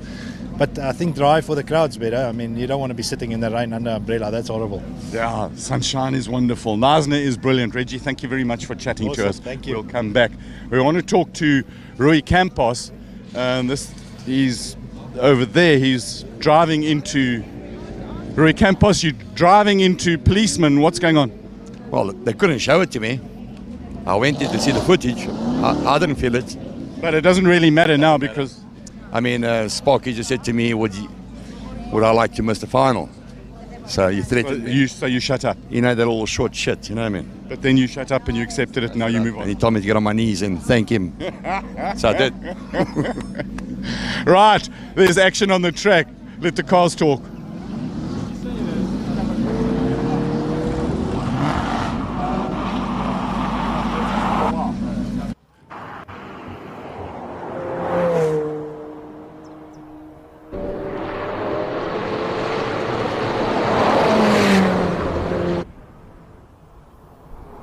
And here we go. It is free practice for, sitting next to me, Ciro de Siena, who's been outdoors for the last couple of hours enjoying all of the action. Ciro, welcome. Man, what a start to the King of the Hill 23 in SIMOLA. Ciao, Sasha. Yeah. I perched myself on this little grandstand here next to the start line, and I waited patiently to see that WRX car launch and to listen to it launch. That's pretty much been the highlight of my day, actually. It's just absolutely fantastic to see a machine like that in South Africa. Brilliant. It is very, very special. And I mean, just what a welcoming, what a brilliant guy Peter Solberg is. I mean, I remember watching Peter Solberg, since he started. And the one thing in the interview with Colin he didn't mention was his son. He didn't say, "And my son." And I mean, Ollie Solberg is just a fabulous racer as well. Yes, and his brothers here. I mean, his Peter Solberg's parents were racers as well. I mean, it's just a racing dynasty. Yeah, wonderful, wonderful. All right, it is practice 4. Reggie Roots has said he's not going to go out. Some of the other drivers and cars might not go out as well. We'll have to just monitor it on our timing screens. Garth McIntosh in his magnificent McLaren 720S has set a time of a 46.1. Rodrigo, you are still joining us, and it's wonderful. If you're just joining us for the first time, Rodrigo de Oliveira from HillClimb Masters. An impressive start to the morning session. Would you go with someone like Richard Roots, who's decided, you know what, I think I know what I'm doing? Do you think more of the drivers and teams will decide also maybe not to go for the 4th run? It is a wise strategy now, but in the end it all comes down to the whole planning they had for the weekend, so I don't really think this decision was taken lightly or shortly. It is something that was pre-planned for quite a while in Richard's case. But yeah, it's normal that after, and given that everyone started so strong right from the get-go, it's normal that now that we reach the final stages of practice, everyone sort of lets off a bit. Yeah, and also you don't want to have any kind of little incidents unnecessarily before qualifying. Chiro, besides the WRX that we've seen, anything else that sort of just went, wow, what is this? Well, there's some interesting stuff happening out there, and the cars are not necessarily in the same classes, but they are sort of rivals on the road. So sometimes, I mean, these hill climb monsters are wonderful to see, but for the average human, they'll never get to drive something like that. And I think the cars that we can relate to, there's plenty of them here today. So, for instance, we've got the new Honda Civic Type R, just launched in South Africa. We've got the new Toyota GR Corolla, hasn't even been launched in South Africa. This is its first public outing. And those cars on the street are direct rivals. They're both running manual gearboxes today. Dion Hubert, of course, racing legend, is in the Honda. And the young Natim Simanga, who is 19 years old, GTC driver, is in the Corolla. I tell you, I met Nati last year for the first time. What an impressive young driver. What a talent. And up against one of the true legends of South African motorsport, Dion Hubert, in, as you say, very comparable motor vehicles, which is wonderful to see. Yeah, no, it's really nice to see those two cars here. The manufacturers have made that happen. And of course, Suzuki as well. They're running this media competition with their Swift Sport. The Swift Sport is probably one of the most fun cars I've driven in the last, I don't know, decade. It's light, it's nippy, it's fast, it's a really fun car to drive. I got to say, I have to I've got to condone, no, not condone it, I've got to accept that as well, because I drive one. Oh, there we go. And a guy who has driven Italian cars all of his life, I cannot believe how impressed I've been with this little car. And I've had it for over 5,000 kilometers, and I'm loving every second of it. There we go. There we go. Testimony from an owner that the Suzuki Swift Sport is an incredibly fun little car. So obviously the Swift Sport quite a bit down on power on something like the Type R or the GR Corolla. So definitely not competing with each other. However, the media competition there, I know there's going to be, those guys are going to want to win. They're going to really be pushing up the hill to come first in that Suzuki Media Challenge, so we wish them luck as well. A lot of fun as well. So we've got action out on the track. It is a practice 4 session. Just one time that I'm looking at is really impressive. 49.9 from Paige Liebenberger. Best has been a 51.3. So everybody really putting it down. Track is definitely rubbering in. And also the conditions, not too hot, I think is also favorable at present. I think the sun is warming up this tar a little bit, and then you have a nice cool breeze, which is good for the motors as well. So good conditions out there, nice for the tires, good for the motor, and I think we are going to see some fast times now. Obviously, it's practice, so you don't want to put it in the bin. You want to come back to the pits in one piece. So maybe not going 10/10ths during your practice, but it's nice to get a feel for the car, get a sense for your braking zones, how fast you can push through different corners, and that's what the guys and girls will be doing out there at the moment. Yeah, magic stuff. SIMOLA HillClimb 2023, the Alfa Romeo Giulia QV. Piet Potgieter, this guy just loves being in this car. I mean, he just doesn't stop, and he drives here. He's just having so much fun. Gosh, one of my favorite modern cars, that QV. And he runs a sub 50. Yeah. Stunning car, that. Very, very impressive. The new M2. M2, wow. Now that, yeah. Yeah, carry on. No, that's a nameplate which excites South African petrol heads far and wide. And this one has been put together with the M Performance livery. The M Performance race group is actually here this weekend in support of this car. It's got a couple of go faster bits on it, unique front bumper, unique spoiler, and he is really pushing that 185 k's an hour into the braking zone. Very, very impressive. I think Patrick Gearing's at the wheel of that one. So yeah, great fun. BMW here.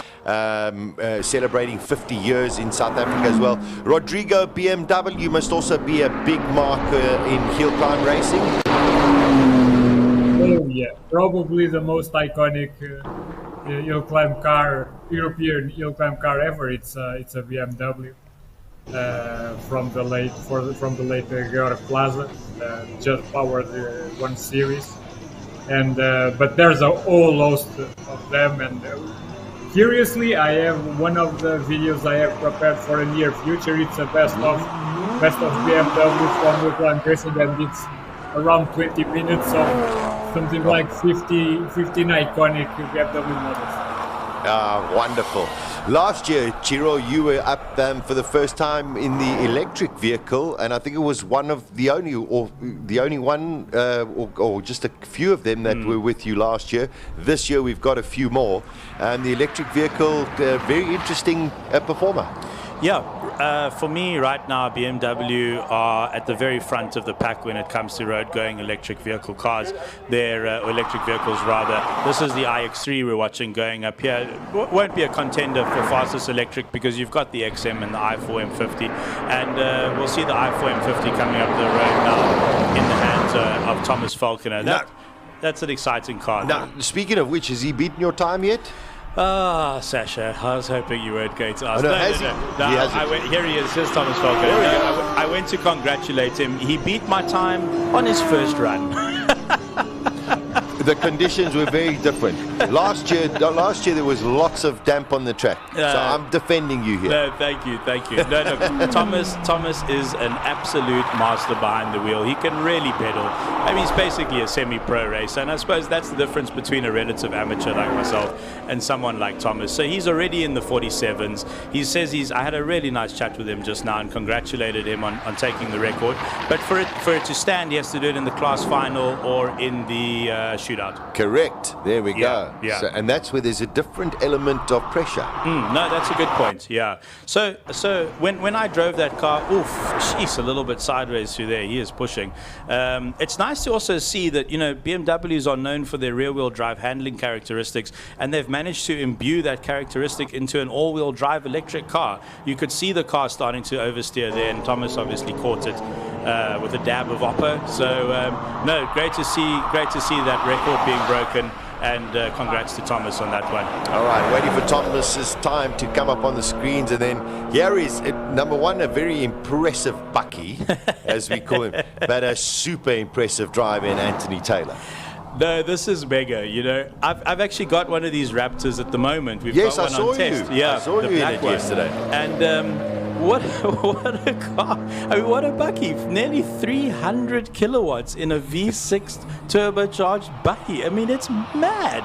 Well, look how high it is, and yet Anthony Taylor He's taking her up this hill as though, oh, look at it. I mean, using the brakes and accelerator, he had to back off there. No, he had to back off. He was a little hot. A little hot. You saw a flash of those brake lights midway through the S's. Yeah. I think the back, what do you call it? The tailgate. Tailgate has dropped. So that's actually for aerodynamics. Oh, okay. Yeah, you drop the tailgate, it creates less drag on the back of the vehicle. So that's why they've done that. And it's actually quite smart. It'll also actually, funnily enough, save them a little bit of fuel as well, and you need to in that Raptor because it enjoys a drink. Yes, I'm sure. And even though the SIMOLA HillClimb is not the longest, it's still very, very thirsty. Magic stuff. I just want to say, hey, one of our old crew members, Ruan, is watching from Greilenstad. Wow. There we go. Yes, Ruan, nice to have you watching along. Great that you are here. With us. I'm trying to find Thomas's time. I know. So he had an issue with one of his runs where his transponder fell off. And I wonder if the same thing has happened because I can't see his time coming up, which would be unfortunate if he didn't get timed on that run. Oh, shame, poor guy. Yeah. All right, we're getting into the heavy machinery now. We are roughly about halfway, just under halfway through the whole class. This will be the final practice session. We'll have a lunch break, and then thereafterwards, of course, we will go into the first of the qualifying. 3 of them coming up this afternoon. Peter Hubert, 42.8. Very, very impressive. Rodrigo, last time round, he unfortunately was disqualified because of track limits. Yeah. I wasn't expecting the AMG power Lotus to be this quick. I remember he struggled quite a lot last year, but well, the setup on that thing seems to be getting there. That's quite incredible how much work goes into the setup and how much preparation, Chiro, you have to do just for this kind of event, because it is so completely different to anything else these drivers do during the year. Yeah, the ladies and gents out there work flat out to get ready for this event. Lots of late nights, lots of flying in of parts and specialized parts and that sort of thing. And I think also, you know, the organizers, I mean, this is a public road. What you're seeing on TV here, none of this exists during the year. It's just a simple road which goes up to the SIMOLA Hotel. Everything has to be built and for this race. So it's a huge effort from the teams and a huge effort from the organizers as well. Yeah, wonderful. We're looking at this custom-built VW. Very, very impressive. Let's see if I think we're starting to get towards Peter Solberg's run now. Let's see if he does go out on practice 4. I think the one car we missed, no, Oldfield. Did I see Oldfield go up in the XM? I haven't seen him, no. I think I missed him, but here's this GR Corolla, 221 kilowatts from a 1.6 turbocharged 3-cylinder motor. It's unbelievable. And everyone wants to go electric. I'm going, come on, this is the future. Yeah. No. This is the future.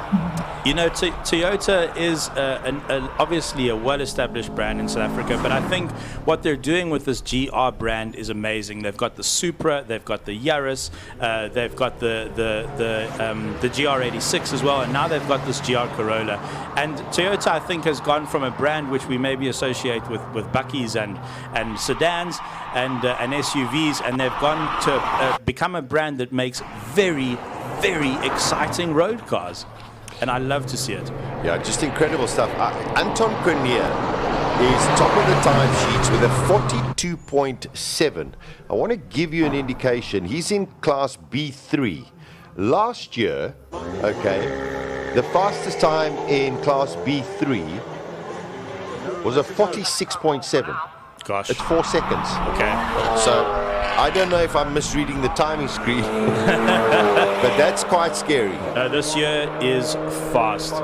Very quick. To see 40s in the first practice run, I mean, was mega. Here's a new Golf 8R, the long-awaited Golf 8R. South African VW fans had to wait a long time for this one to arrive, but it's here. And whoa, that's very wide on the exit of turn 3. Very tight, that's for sure. So I'm saying, Chiro, you got to go to Thomas and say to him, "Bud, is gap difference 4 seconds. You need to improve by 4 seconds. Then you can start talking. Should I set a target for him? That's maybe what I should perhaps, do. Perhaps a bit. I think you could be right. I think perhaps a better idea. I think that was Jonathan Mkhotsi heading up in a Golf 8R. There's two identical ones, so it's a little difficult to pick them apart. Jonathan Mkhotsi, also a wonderful young man who's come to the VW Academy. Brilliant. Okay, Mkhotsi and Hennen Solberg are up the hill. This is Peter Solberg in the WRX. Those tyres are scrubbed in. Let's see what kind. With absolute commitment. Just listen to this.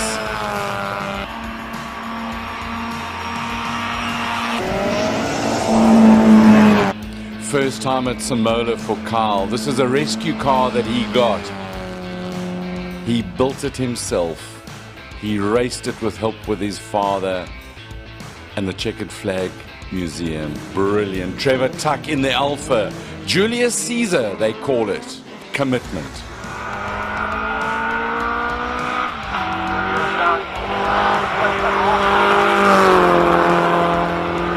An Alpha, it gives you chills. Oh, man, I'm so happy. Tuck wins his class.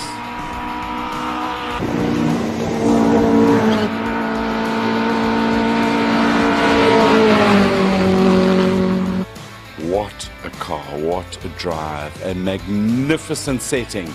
5205. Wow, James Temple. Cobra, huge power, V8, Daytona Coupe. It's into bridge, over the bumps, commitment, brake, turn, throttle, drive it.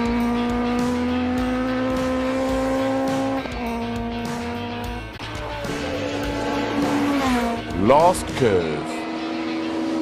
Over the line. What a champion. 41.715. A magnificent day. Join us again. These were the highlights of Classic Car Friday, SIMOLA 2023.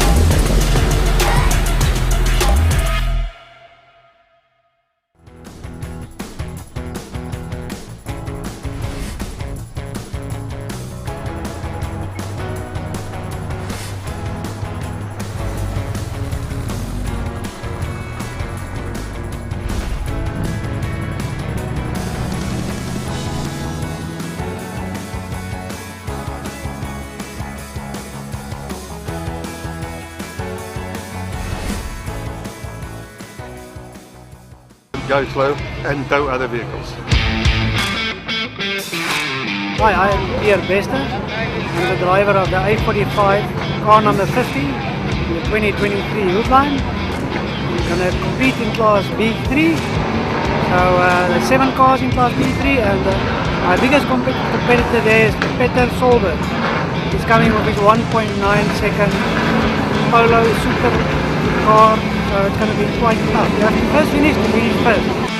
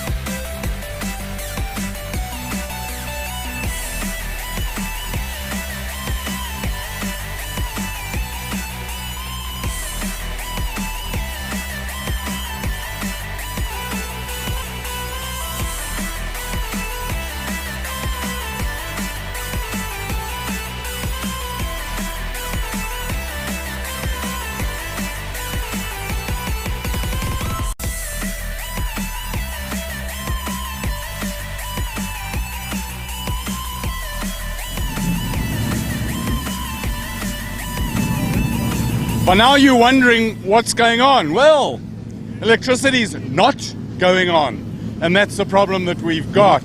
There's a whole story about electrons flowing through the red wire and the green wire and the black wire and all the different wires. It's not flowing. We got no electricity. We do have a plan in action at the moment. The little short people with clever brains are doing everything they can to bring us back. It is incredible racing, but it's still only practice. so you're not missing the real important things. We hope to be back when qualifying starts, probably a little bit later this afternoon. Have fun, join us, don't go away, keep checking. Got to keep on top of these things. And we'll let you know when we are back. Thanks.